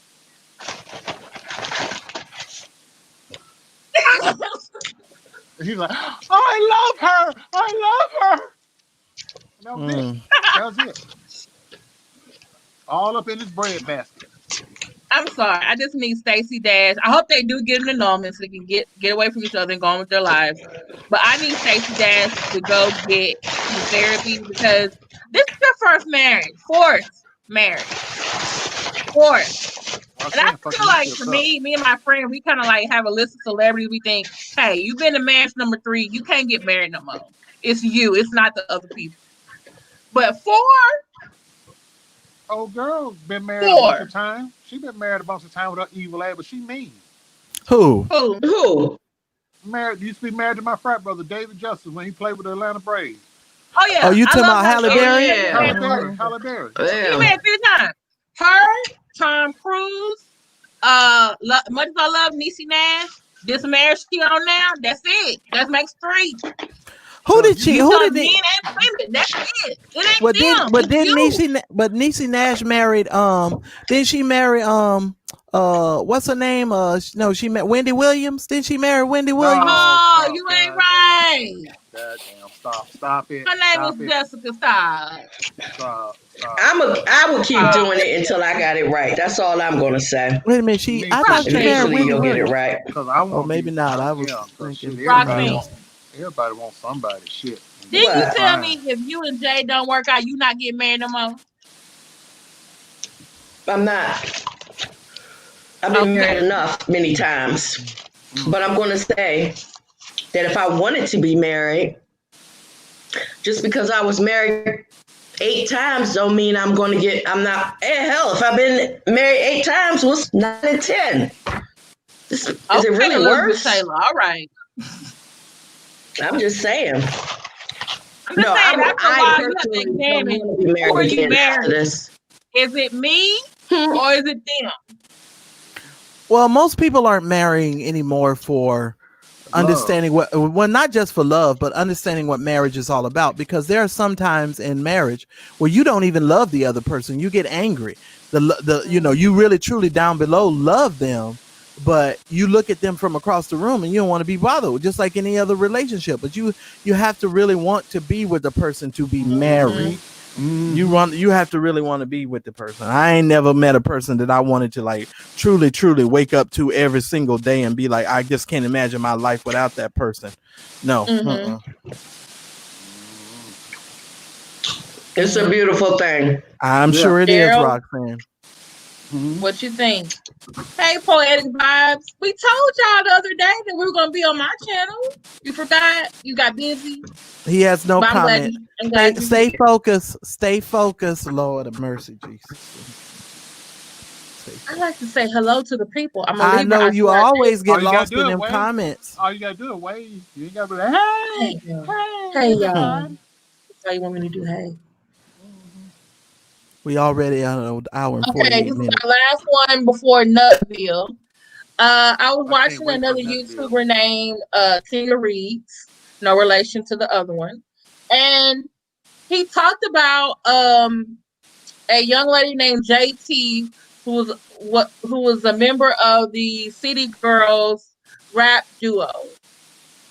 And JT and some other what he calls D-list celebrities hosted an event at a club and was like, throwing up a lot of money and bottles and stuff.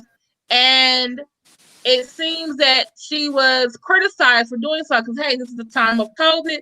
Thank you so much for advice. And so they said, hey, you shouldn't be out here doing COVID. This is not social distancing. You're not helping. All these people should be somewhere else. Some people don't have enough money to be out here. Why is that her fault? Why is it her fault? But I think that most of the thing was, why are you out here? But this is the thing. That's true. Why is it her fault? But this is what got her under fire. Okay. When they criticized her for going to the club, not social distancing, not COVID, she said, and I quote, "I'm an entertainer. I'm a celebrity. I help make people happy.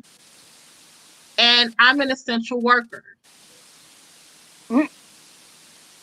That's what said that for real. She doesn't even know what essential worker means. But it depends on what she means by essential worker. Because if she handling business, Daryl, that's an essential job. I'm just saying. I need to go out here and get seen by people, And she says, I'm something about helping the economy or something. And she's like, "I'm an essential worker." And I'm just thinking, like, I thought nurses were essential workers. Essential workers wear protection. Kids, essential workers. Yeah, she had no mask on, no PPE outfit. She was just hoes wear protection. I mean, I can say I'd rather think of sex workers as essential workers than her. You just went to the club, be seen in your outfit, and maybe like rap a little bit, but you really didn't because you've been in jail the last year, so you probably forgot some of your lyrics. Was it a strip club? Huh? Was it a strip club? And did they have lemon pepper wings? So that's essential. I'm just asking. I mean, if it was a strip club, that's an essential work. I don't think it was a strip club. I think it might have been just a regular club. Oh, because strip clubs are essential shit. They are essential, especially for people like John Gray. The bosom ministry. I wonder if they have masks on. Well, the strip club. Yeah, they do now. Yeah, the ones that are drive up, like there's one here in Houston, you drive up, they have a mask on, and then like you drive up like in a drive-through. I think either I don't know if it's LA or Las Vegas. If you got to drive up, Daryl, I wonder if they put them on the glass. Oh, I wonder. You remember Sir Mix-a-Lot? I think they ought to put them on the glass. You got to drive up. Yeah, the liquor store was still open. Or drive up strip club. I need that in my life.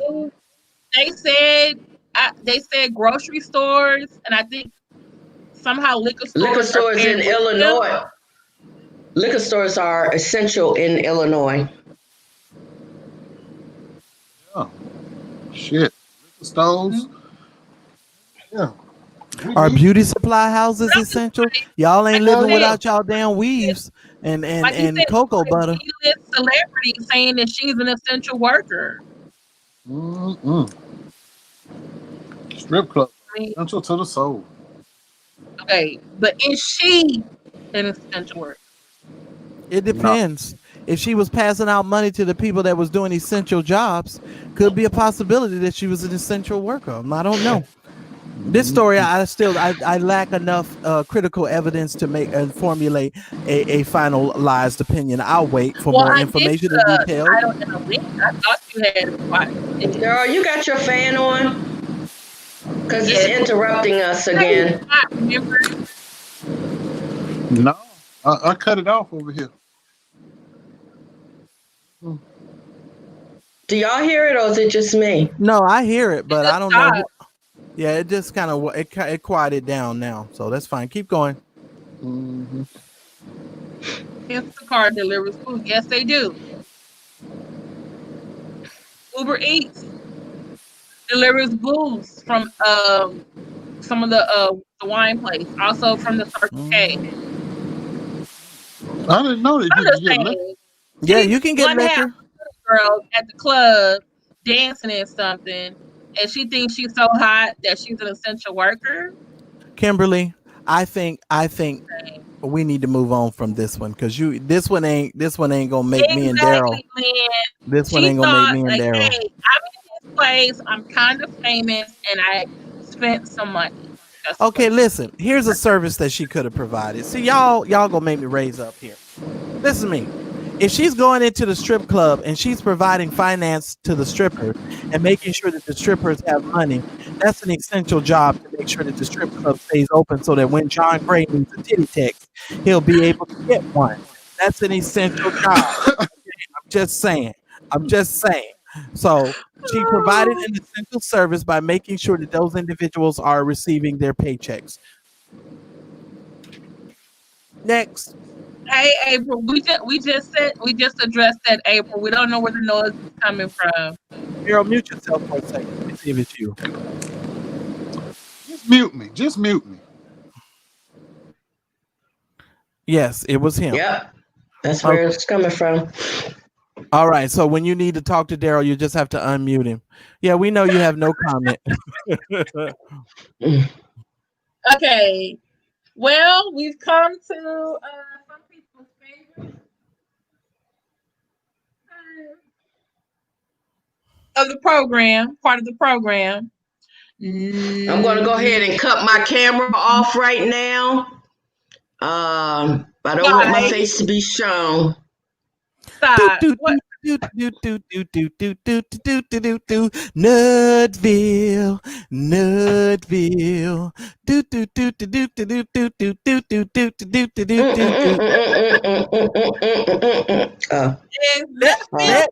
Let me explain. Make sure you like, share, subscribe. Thank you so much.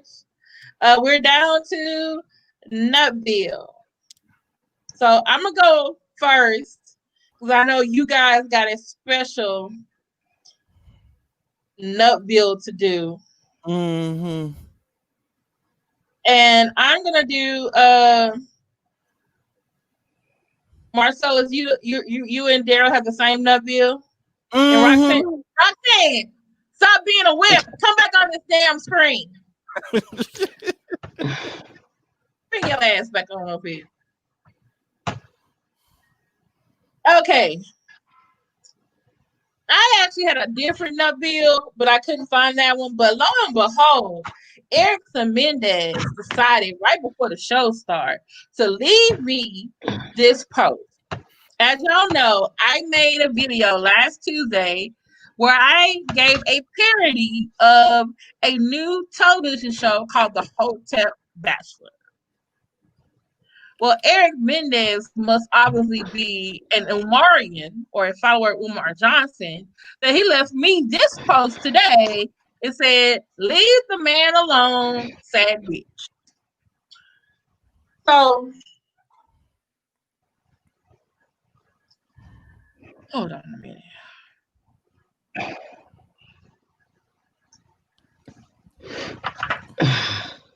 Erickson Mendez, aka probably Umar Johnson, with all his aliases on TV.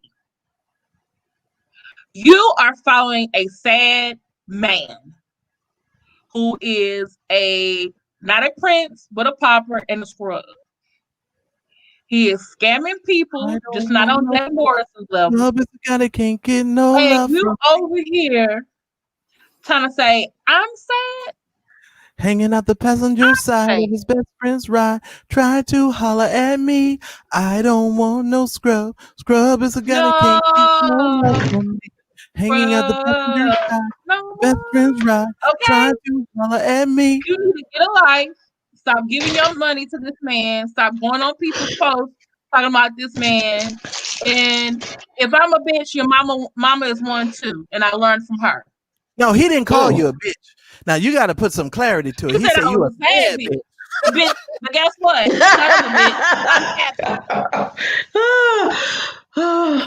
He's a lie because you a happy bitch. You over there supporting some goddamn sad scrub man that over there putting shit on his beard. Talking about he want 2 wives. He can't rub 2 fucking nickels together. How the hell you gonna support 2 wives? You need to go get that man some motherfucking help. But after he sells Erickson Mendez, and if you by any chance happen to be Evans Bernadine, you can kiss my ass too. That don't make no damn sense. After he sells a few Ida B. Wells vegetarian wraps, he's no longer going to be broke, and he will have a little bit more money, and maybe he can turn the lights on in the building that he owns. I'm just saying. He does not own Like, that building. ain't That's a no vacant time. building that he walks Come on, through he and ain't got no time.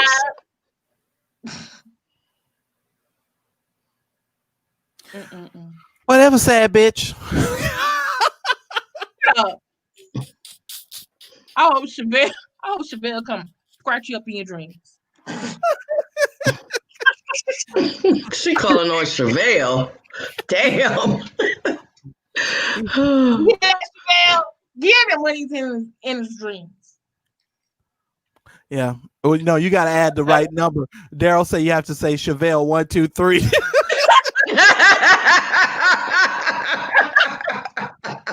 you laughing? I do that. Just come over there. Fuck you up. I told you that once them people find out you messing with Umar, they coming after your ass. Didn't I tell you that? This is only the beginning. You just wait. They go get your ass. I done told you. You just wait, Kim. I can't get a reply back, y'all. She gonna get a reply. No, Kimberly You gonna still get it. trying to catfish it? Lord. Did you send him a resume? I'm trying to catfish him. You sent him a I resume? sent him a letter. But understanding didn't help me. Email? Oh. I sent him an email. Oh, Lord. I told you I was going to catfish him. I forgot on here who, was it Moni? Who double dared me or something? I think it was Money No Love. Mm-hmm. That's all right. He gonna give you some of that Hotep wee wee. You keep that going. I don't know. I don't need none of that dirty. Got diseases. He probably got so many STIs because he loves cooking. I got my own vaginas and a woman's shrine so much. He wouldn't touch. Okay, well, I'm done with my Nutville. What about you three? Are we going to start? Who's going to start? I don't have one, so it's up to you two. I'm ready. Can I go off the screen now? No. You gotta unmute Daryl. No. You need to unmute you, Daryl. You have to unmute him. That's Daryl. Unmute Daryl, please. Daryl, do you want to start or do you want me to start? Oh, ladies and gentlemen, I need y'all to have a little bit of patience with us because what the hell is with that noise? It's the fan. It's the fan. Turn that damn fan off, Daryl. Fan off. Shit. Turn that damn fan off so we can hear. Get on my nerves. We gotta hear you.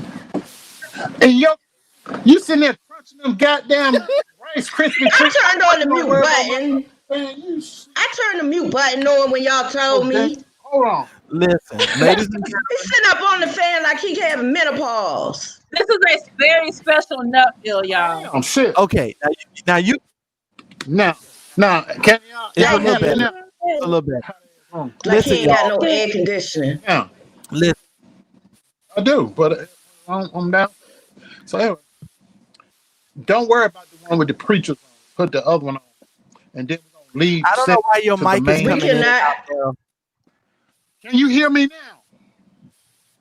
It's like still going in and out. You're just going in and out. He just turned the fan down. I can hear you tapping on the mic. I can hear that. But it's something it's something else in your system that's causing you to come in and out. I could tell. Ain't nothing causing me to go in and out. Y'all just got that plague ass shit over there. That's what now you're fine. No, I just got this laptop.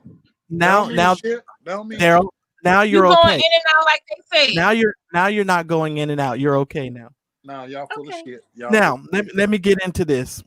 He be mad because his shit don't work and be trying to tell all three of us it's our shit. I was talking to y'all today before the show. Now all of a sudden, some people in the comment, I can't hear because they listen to with them damn gas station earbuds, and then all of a sudden, no, Daryl. It is the case that you keep trying to run these cords through your tree house, and the fact that you running these cords through these tree stumps is causing all of this here problem. Well, it worked before. And while folks in there, they're probably overheating over there. Ain't nothing overheating because I cut my fan off. But all these folks up here got so much to say around here, bathing their dogs and shit. And I'm on both. What kind of speakers? I'm on Beats. I'm not on no gas station stuff. Bathing their dogs and I can hear you fine, Roxanne. Daryl spent all that money and he can't figure out how to pick up his system. No, my shit And he work mad fine. at us. My shit work just fine. It's just that people be listening to you with them damn gas station earbuds in there. I can't hear. Well, how the hell you respond if you can't hear? That's what I be saying. These are very. We hear every other word that you say. I can Exactly. hear your ass crunching them damn chips just fine. I heard all that shit. I heard. But all why didn't you that tell shit. me to mute myself like Marcellus did? I see you giving them chips. Hell, I ain't want to interrupt nobody because you get angry when you don't eat. You had your damn husband fresh out the hospital on the grill, so I know I wasn't gonna mess with your ass. He's lying, y'all. You an evil little something. Had that poor man on a walker out there on the grill. He was lying, y'all. Put that second picture up. Ignore the preacher part. I'm just gonna cut it short. Put the other one up, please. What other picture? I sent you 2 pictures. Because if not, you talking about 4 pictures? Hold on. Because if not, me and Marcellus gonna go in our special Nutville early and long. Hold on. The other one. Wait, you want the one that's you laughing? I sent you 2 pictures. I said this one and the other one. Yes, I have. Hold on. Because I want to address the people. I found it. Hold on. Yeah. Sorry, I got you. All I'm right. so sorry. It's all right. It's all right. Because I want to look into the camera real close and give them the wide eye. Because this one's addressed to all the people. You want the preachers first, or you want the other one said, first? Don't show that one at all, Kim. I said the other one. Just I did. Anyway, fight. No, I'll do what you want me to do. I'm sorry. No, don't say that to me no more. No more. Long as you black. Don't say that. Okay. Yes, sir, Mr. Moore. Now, this is directed. Kim, can you please mute? No, Kim, you the controller of the show. Mute Roxanne. I just did. Now, this is directed to everyone on this platform, in the comments now, or in the bushes, or that don't even tune in at all, who don't like me at all. This is directed to all of you that this applies to. MarcellusMcMillian is my friend. Kimberly is my friend. Roxanne is my friend. None of them are my parents. None of them, and the 2 ladies on here, that I'm not in a relationship with them. Complaining about me to them is a total waste of your time and theirs. If you do not like what I say, how I say it, and when I say it, you need to contact me so that I can tell you what corner of my ass you can kiss. Stop complaining. Well, I don't like what Daryl said, Marcellus. Marcellus is only going to listen to you because he's a nice man. He's going to listen, and then he's going to probably tell you in a nice way, well, why don't you talk to Daryl about that? Kimberly's going to do the same thing. I understand you don't like what he said. And Marcellus has been so gracious and kind and said it over and over. Daryl is his own man. I don't control what Daryl says. They said that to you thousands of times on their platforms and when we're together. If you don't like me, I'm going to cuss you out. Yeah, because they know I'm going to cuss you. You know you're going to get cussed the absolute hell out if you come to me with the dumb shit. So what you do is you go to them because they will entertain you and listen to you and they won't cuss you out. If you don't like what I say, you have my email and my phone number and my website and all my social media contacts. You need to come directly to me, but you won't do that because you know I'm going to get in that ass like a wedgie and I'm going to spread all the way out. And I'm going to invite you to a special corner of my flat, non-existent ass. And you don't want that, so you go whine to them. I don't think Daryl should let it go. Why is he still talking about that? Let me explain to you. I'm talking about it because while you're laying on your candy ass at night, sleeping, farting, and belching, these sons of bitches that I'm talking about are trying to have me put in jail. These motherfuckers are out here calling me crazy. These motherfuckers is out here harassing me, flagging my videos, They're doing all of this shit to me. You have the luxury of sitting back in your armchair and critiquing what I should and shouldn't think or say or feel. And for that, I say, fuck you, kiss my ass, and if you don't like it, unsubscribe. That's what I got to say to you, all you Nutville motherfuckers. It's too many of y'all to put up here. But the next time I find out one of you motherfuckers is going to one of them complaining about me, I'm going to jump in your ass like a goddamn wedgie, and I'm going to get snap, crackle, and pop. You've been warned. Have a good day. All righty. Y'all heard him. And I support the message. Y'all know what you're going to get if you come to me. You gonna disappear.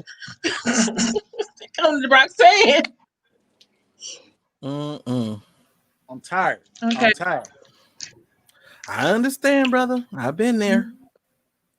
I guess I should say I am there.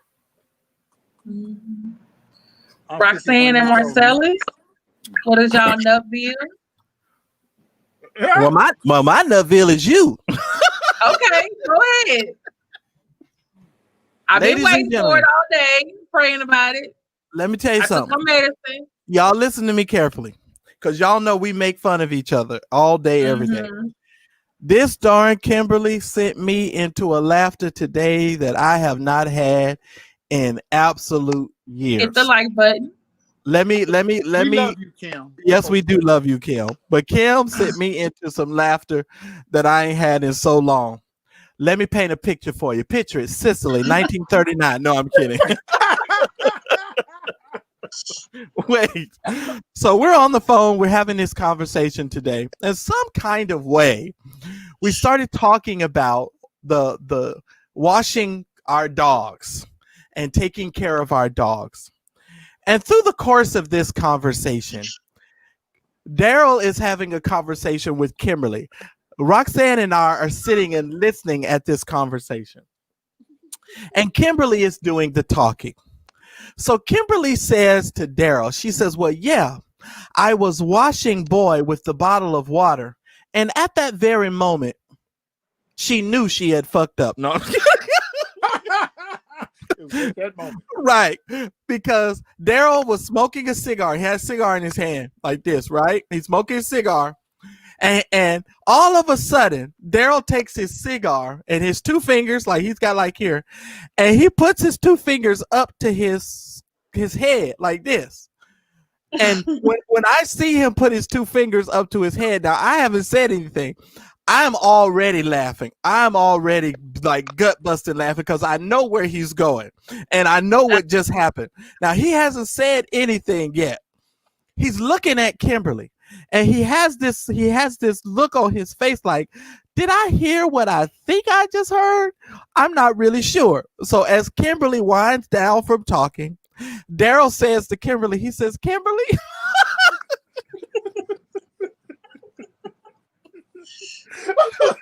he says, Kimberly, I want to make sure I got this straight. He said, come on. He said, did you just say you wash your dog with bottled water? And Kimberly, without missing a beat, yeah. And so we all are like completely puzzled. Like we are like completely puzzled. We're like, Kimberly, do you mean bottled water as in the bottled water that you drink? Yeah. And so Daryl's like, well, if that isn't some bougie shit I ever heard in my life, right? So we're just cracking up. So, you know, us being the inquisitive people that we are, we asked Kimberly, we say, well, Kimberly, how many bottles does it take you to wash your dog? My dog is like 65, 70 pounds. He's a Labrador. Wait a minute. Hold on. Let me finish. Wait a minute. You stop. What you all have to understand is Kimberly has the largest dog between all of us. Okay. So understand, Kimberly's dog is bigger than everyone else's dog. Put together. So Kimberly says, I wash this dog with bottled water. So me being the person I am, Kimberly, how many bottles of water does it take for you to wash your dog? Ladies and gentlemen, this is when all hell broke loose. Kimberly said she uses 8 bottles of bottled water to wash her dog. Okay. Can y'all still hear? Because somebody said in the chat they can't hear. That's them gas station earbuds. Okay. But anyway, so Kimberly says she uses 8 bottles to wash the dog. And I'm like, well, wait a minute. Me being the critical thinker that I am, I say, Kimberly, how many bottles does it take you to actually lather up the dog? Thank you, Deshonda. She says 4 bottles to wash the dog and 4 bottles to rinse the dog. And I am telling you guys right now, that is some hilarious shit. Because then we start questioning Kim. We're like, wait a minute, Kim, why don't you just take the dog outside with a hose and wash the dog? Kimberly, why are you using a bottle? I live in an apartment complex. There's no hose. I have to interrupt right here. Y'all need to visualize Kim with these 8 bottles of water. Correct. Go ahead, Marcellus. Correct. You have to The understand. pack of water is next to the door. I have one in the kitchen. I have one next to my door. So it doesn't matter, Kim. It doesn't matter. Scared of the bathtub. Don't know why he's scared of the bathtub. Here's the thing. When I go in there, so I have to take him outside, wash him outside, and the nearest thing is you're doing it again. You're doing it again. You're doing it again. You're doing it again. You're making it work on yourself. Yes, you are. Kimberly is taking these 8 bottles of water with this big dog, and she is pouring 4 bottles of water on this dog and lathering up this dog. And in the midst of that, she has to open 4 additional bottles of water to then rinse this dog off. So Kimberly has been telling us for several weeks how the dog has been like snappy with her and giving her attitude. And I have just figured out why this dog is so damn pissed off. This dog is pissed off because, first of all, he's being treated like a scouring pad. She's putting not enough water on this dog to wash this dog, and then she's rinsing this dog off with bottled water. Ladies and gentlemen, hold on. Her dog. She's not bathing, she's christening the dog. Ladies and gentlemen, think about it. I'm looking at Kimberly and I'm going, Kimberly, you are an Ivy League educated woman. I cannot understand why this plan that you have devised consists of 8 bottles of water. Kim, why wouldn't you put the water in a bucket and soap the bucket up with no lather? Hold on. But here, hold on. Let me finish. But Kim, you could rectify getting a bucket very quickly versus taking 8 bottles of water and christening, in the words of Daryl Moore, your dog and trying to clean your dog. I baptize you in the name of the Father, and the Son, and the Holy Spirit. You ain't right. You do. Go forth and sin no more, oh righteous dog of mine. Wait a minute. Thank you, Danielle. Wait a minute, Kimberly. Thank you, Danielle, for understanding that. Tanika, Danielle, my dog. Don't take that class. Yes, Danielle, please. You're encouraging a my dog. Every time I try to put him in the shower, he doesn't want to go in there. He starts shivering. Look here. He starts yelping at me, and I have a hard time picking him up. I would yelp at you too. I would yelp at you too. You were trying to christen me. I got the nearest I would be mad too. Water. I would yelp at you. And I put it on him, and I started bathing him. And guess what? He gave me no trouble when I did Barbara, that. Barbara, you are correct. The water goes Barbara, into, so it worked out. That's what we said, Barbara. Barbara, you are correct. Here is the problem, Barbara. We have. Let me see your transcript. Who doesn't want to actually go out and actually do any due diligence as far as picking up the buckets from the 99-cent store? I even gave Kim another scenario and said, Kim, you can use a large pot and fill it up with water versus having 8 bottles. Don't forget my suggestion of water. Now, here's gallons of water from the dollar store. Well, wait a minute, But Danielle. I I'm sorry. already Excuse had me. water right Excuse me. there. No, Why am stop I it. going to the dollar Stop store? it. Y'all need to I need understand to the watch picture the here. dog right then and there. No, y'all need to understand the picture here. This dog is tussling, and Danielle, Kimberly that's what I said. is having That a was my very idea. difficult time trying to get washed by Kimberly in these 8 bottles of water. Now, I need for y'all to understand something. You gotta understand. My Kimberly dog sat there will not and even let go me to the watch him, 99-cent and store he to didn't buy a say a bucket word. You to put understand me? He was having a put lot. He water was in sitting a on his bucket behind, to wash her enjoying his dog. damn self. That's why her dog keeps nipping and nipping at her, because she's treating her dog like a scouring pad, and the dog is being rough washed. He's being rough washed. She ain't getting no legitimate wash. This He's being dog used rough to be on the washed. chain and never was He washed. ain't even getting a sponge bath. That's how bad it is. He ain't even And getting a sponge. Kimberly is sitting here going, "Oh, there's nothing wrong. I just used 8 bottles of water." Ladies and gentlemen, let's just be honest here. Do you think that you could possibly wash a whole dog, her dog, the size of her dog, with 8 bottles of 16-ounce water? And you think you're going to be successful with washing that dog? You too, like to say. Yeah, I'm just saying. To the water. That's right. Now, mind you, let's give the backstory. Kim don't want to go outside. Correct. I'm gonna be honest Hold with on, y'all. no, you cutting out. No, I don't. No, He's you right. cutting out. He's right. I'm sorry. Kim got angry the other day. She ordered some food across the street from where she lives and went into a violent rage. It was 3 blocks away. 3 blocks away. It was not 3 blocks. You said if you walk through the apartment complex, you would have to walk through the apartment complex and then across the street. Blocks.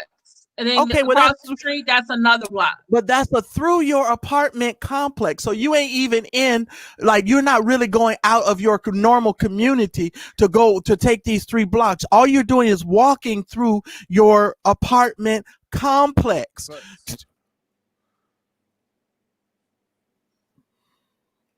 Ain't enough wine in this bottle. A baby swimming pool? That's an idea. Put it in your patio. Kim got so mad, Kim wouldn't even go pick up her own food across the street. So let alone washing a 70-pound dog. Right. And if you won't go get a bucket from the 99-cent store, see, I'm going to have to put Danielle in Nutville here in a minute. What makes you think she going to go buy a baby swimming pool if she won't go get a bucket that costs $1? I mean, really? What are y'all thinking? I'll buy it and get it shipped to my house. Look here. All that gal had to do was get her 2 buckets from the dollar store.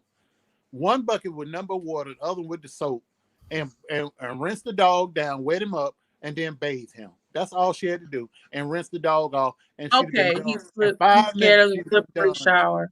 Okay, the dog would have been washed in 5 minutes. The dog wouldn't have been biting and growling, and she could have stood in the breezeway of her building and watched that dog and been finished. No, she out there with Evian water. Or taking them to the car wash. Evian water, it was this. Out there with that Dasani or that damn. She could have taken them to the car wash. Or with the Nestle. Or with the Nestle water. $4 for 40 bottles, and I used to use 8 of them to wash my dog. Y'all having a conniption fit. She had there washing that dog with bottled water and a 70-pound dog. She had Perrier. The dog's underbelly. The dog's underbelly ain't even clean. Only thing that dog got his back got and that dog his little penis just is dirty. Yeah, the dog irritated. That dog got dirty penis and ain't even clean, and that's why that dog be laying on there mad and dirty balls all the time. Okay, Danielle, that's the dog got fixed. The dog ain't got no balls no more. This dirty penis and feet, and still made. Butterfly, I give him treats afterwards if he's been a good boy. And when I wash him, he is. Right. I'll give him treats afterwards. Kimberly washes her dog with bottled water. But wait a minute. Leah don't get no bottled water. Ladies and gentlemen, here's my issue. Kimberly is an Ivy League educated woman. And she thought And this this was okay is to the do. solution that she came up with to wash her dog. I am telling you guys, this belongs in Nutville. This is nuts. I don't care what y'all say in that comment section. This is Taking Nutville. taking 8 bottles of water to wash your whole big ass Thank dog. you, April. Come on. Come on. Come on. Get up here. No. Mm-mm. Let me tell you something. This is funny as hell. I don't care what y'all say. Listen, by the time, if you see 8 bottles of water on the wall, by the time you get to the 8 bottle of water, Kim done wash her whole dog. Kimberly got mad at us because we laughed. I did get off all the emotionally- soap and stuff. Y'all Kim got sensitive. I thought it was so funny because I could think of 20 different ways to wash that dog other than 8 bottles of water. And she I can can think only of literally 20 different ways. And I'm gonna have to be honest. Kim got sensitive about this shit, and I really didn't care because that shit was funny. It's hilarious. It was. It was okay because it was the joking. But then they were like, "Oh, we gonna make you the Nutville," and I'm like, "What?" You know. This. Let me tell you something. This is funny. Better, but like I But we've been in Nutville, and they think that I should, lighten up and be okay with laughing at myself. So this was me. I said, "Okay, y'all, you laugh at us." Listen, does she not laugh at us, Marcellus? Yes, she does. But here, I will tell you this: when she told me the other, I laughed at you, Roxanne. Well, wait a minute. Let me my finish. shirt. Yeah, you did laugh What about that shirt. The one she sent to me. Shirt. I was laughing at the way Marcel was talking about that shirt. When you order Indian food that's across the street from where you live, and you won't go pick it up, and the people get lost in your apartment complex. They didn't even go to my apartment Wait. Hold on. Wait a minute. Stop. Because you said you told the man you gave him direction to go to the trash can and make a left. Yes.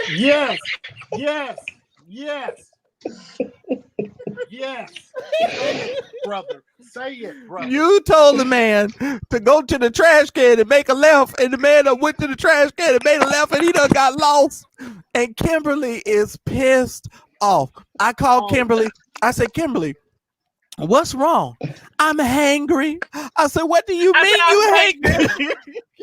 I was hangry. Those of you who are teachers or work in school, I had taught all day. I did not want to go get in my car, go across the street, pick up my food, and come back. But wait, Kimberly is across the street. And the guy took it to the wrong apartment. Well, I followed your directions. It is across the street, ladies and gentlemen. Across the street. So I go, "Kimberly, although I understand you're working hard and the time is going by through the course of the day, you could have walked through your own apartment complex and went across the street and picked up your own food." But no. Kimberly Kimberly giving directions like she's a treasure, like it's a treasure map. Yeah. Turn left at the trash can, and then take 10 steps, and then turn left at the dumpsters. Go by Pride Rock and hang a left. Kim play too goddamn much. That's what it is. Let's just go. Let's just go. Lord. Kim play too damn much. Oh Kim Lord. Too damn much. Gonna tell that man. Gonna get mad. Something that she can look out her window and see. Oh, why not just walk your happy ass over there? I live in the very last building in my complex. We get it. I cannot see the restaurant across the street. She is spoiled, Christine. Yes, she is spoiled. Yes, she is spoiled. Yes, she is very spoiled. I wouldn't have walked either, but I would have drove. Can I say something? I know y'all being I know y'all laughing. I know it's funny, okay? But seriously, I suffer from depression, and part of it is a lot of times I do not want to leave my house. And I know. And because of COVID, and I'm scared of what's out there, and also my aunt is 82, I also don't leave the house. So I have to make myself go. So I do, like, I order food. I order a lot of, I got boxes in here and stuff. Mm-hmm. And like today I had to go do some business. So I did have to leave my house. Okay. But if I don't have to leave my house, I won't go. So if I'm literally working all day, I don't feel like going in my kitchen. and getting over hot stove and cooking food for 3 people. Yeah, we understand. I would like 2 other people to go do something, but that's a whole nother story. We in agreement. We in agreement with that. I just was like, and I was really hangry yesterday. That's so expensive. It sure is when you wash a dog with 8 bottles of water. That's like that $15 butter and $12 cheese. And don't you ever associate my ass with nothing like no shit like that. You this is motherfucking water. That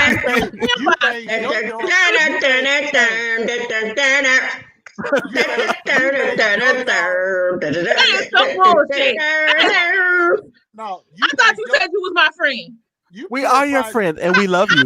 You associate me with 8 dog, bottles of water, Kim, washing my damn dog. You purified with your dog. $15 butter and $12 cheese. You purified your dog in the waters of Lake Minnetonka.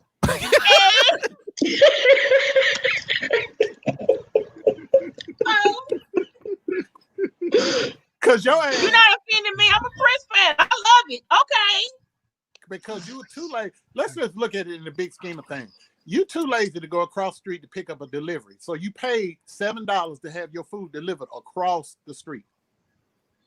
Let's look. That's one. Then you complained the other day. What Roxanne told you, say, while you out, buy you $2. That means I got to go to another store. You riding in a car? No, because I said, she want to get a $5 bucket on the grocery list. I'll get 2 buckets. I'll put it on my grocery list, and I'll get both at the same time. They're like, no, you just go to the dollar store. I said, well, I don't like to go to 2 places to get 2 different things. But you're not going. You're not going to one place. You're not going to the grocery store. You have it delivered. You're not going to no place. Right, you have it delivered. You have your groceries delivered. So you can go to one place to get 2 buckets from the dollar store.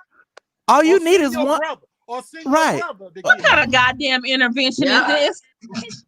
This is reality check. No, this ain't intervention. This is Nutville. You are in Nutville because this is hilarious. Because I'm still trying to figure out why in the world you think 8 bottles of water is going to completely coat a dog that's the size of your dog. And this is your great plan. No, wait a minute. I'm gonna tell you how crazy this is to me, Kim. Guys. No, wait. Let me finish. I said I would. My mother told me. Listen, my mother. I'm not feeling you no more. Okay, hold on. Hurry up. I'm gonna hurry up. You just hang on. My mother one time devised this great plan. My mother tells me this plan one day. She says, "Well, Marcellus, I want to take a computer class, and they're going to give me a new computer." And I said, "Mother, that sounds wonderful." I said, "It's great because it'll teach you how to work the computer and you'll be able to learn, how to type on the computer and so forth."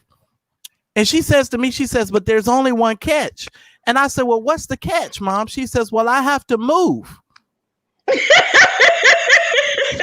remember this. And I said,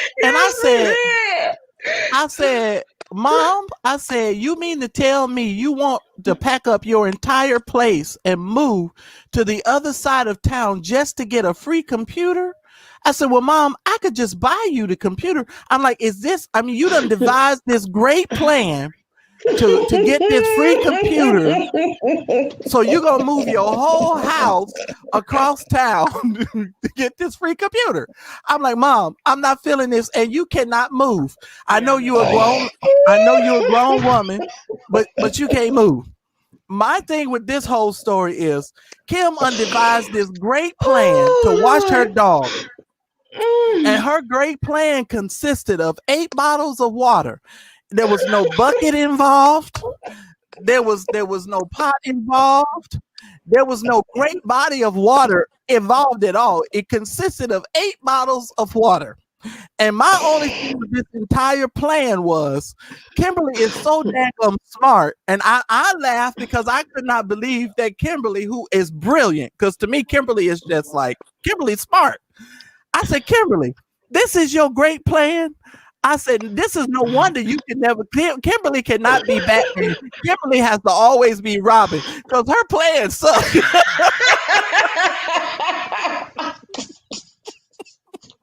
can't He Batman. Well, at least she ain't making no pies.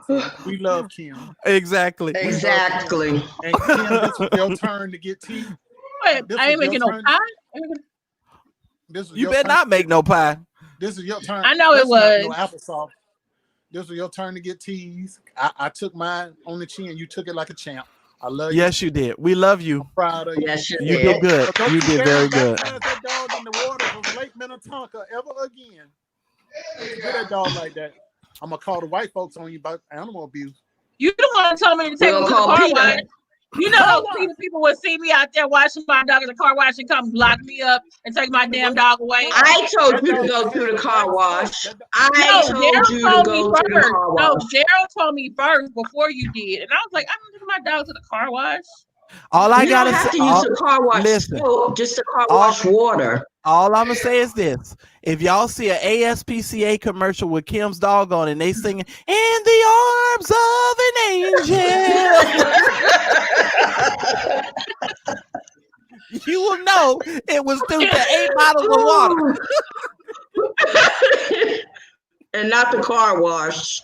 But that's you know when they bring the camera in on the dog, and they in the corner shivering. Boy ain't gonna be shivering. Boy gonna be growling. Motherfucker, get me out this motherfucker. I just showed y'all, boy. He was laying up on the couch, not bothering nobody.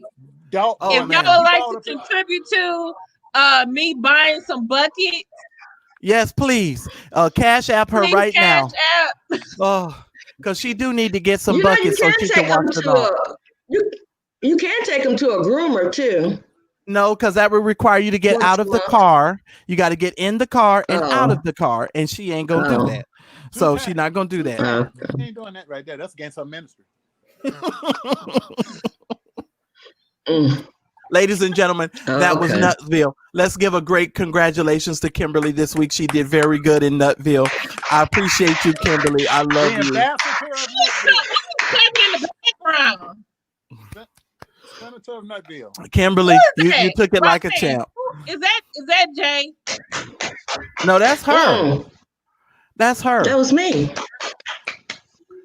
Let me tell you, we're so grateful for you, Kim. Kim, we don't know what we would do without you. We love you. We truly do love you. You keep us laughing. I love y'all too with the love of the Lord. But wait a minute. What do I tell you every day, Kim? What do I tell you every day?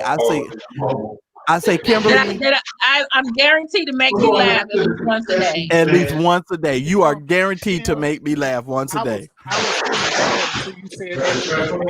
was feeling bad until you said that today. I ain't gonna lie. That has tickled my soul all evening. Every time I look What's up, Chocolate Diva? I just holler. Are you gonna mute Roxanne because you controlling the show? Just mute Roxanne when you hear something. You trying to be a part of the show? Yes, he is. He talking about his little chocolate drop over there. He can talk about his chocolate drop. He ready. You hear him say? He say, "What's up, chocolate?" Ooh, taking too long. Roxanne, He Roxanne, got some turn on the red when my light. food comes to the car. Oh, okay. He got some meat on that grill. And if he don't have meat on the grill, he gonna have meat on something else in a little while. Hey, Shondo. I picked up 8 steaks, y'all. 8 steaks. My baby gonna hook them up. Oh, Lord. Ladies and gentlemen, I appreciate you guys supporting us and supporting this show. We've reached the 2 hour and 37-minute mark. I am so grateful for all of you. Remember that you support all of these shows by Cash App and also by Let Me Buy a Coffee. All of the support that you give helps us to upgrade our equipment. Obviously, we need to figure out what Daryl's setup is so that when we actually, because in about 2 weeks or so, we might be in Ohio. So those of you that are in the Ohio, St. Louis area, you guys may actually be able. You guys may be able to meet us very soon, because there's going to be some special things that are coming to your area. And so I'm just going to put that out there right now. Hotels. We can't hotels for people. We can't comment about it right now, but trust me, there's some big stuff going down, and we're going to prove some people to be some liars that they are. And it's going to be wonderful, wonderful, wonderful. Continue to support the show. April, just wait and see. Yeah, April, you have to wait and see. I can't go into detail.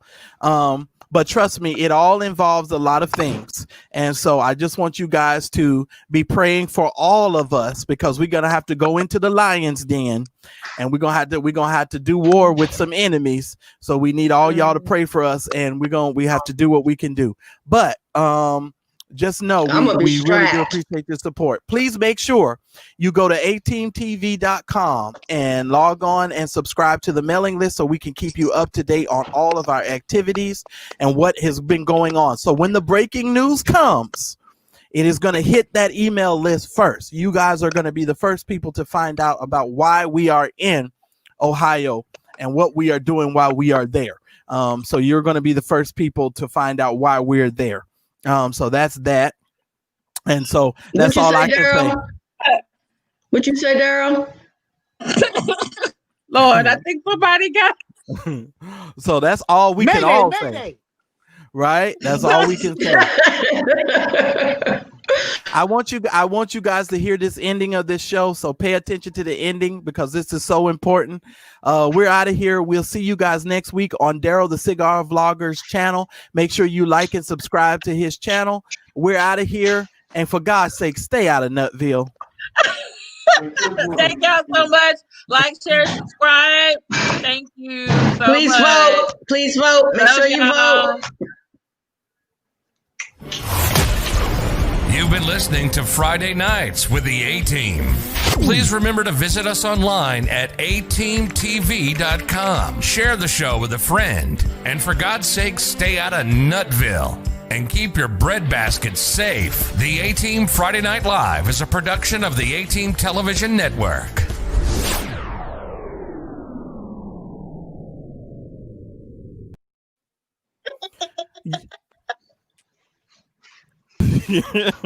Whatever. Keep your breadbasket safe.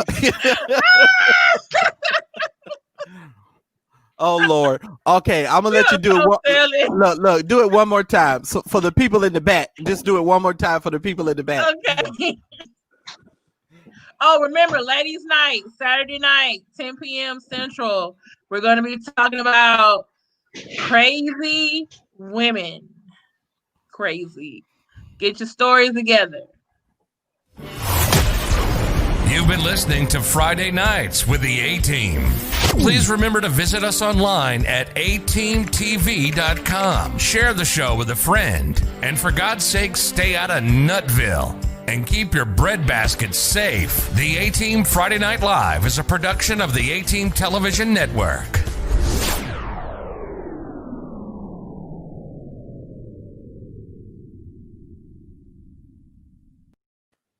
How did I know you didn't end the show? I knew you didn't end the show.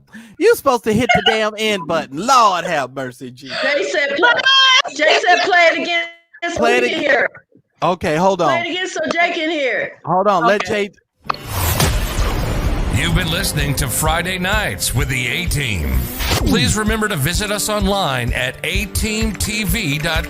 Share the show with a friend. And for God's sake, stay out of Nutville. And keep your breadbasket safe. The A-Team Friday Night Live is a production of the A-Team Television Network.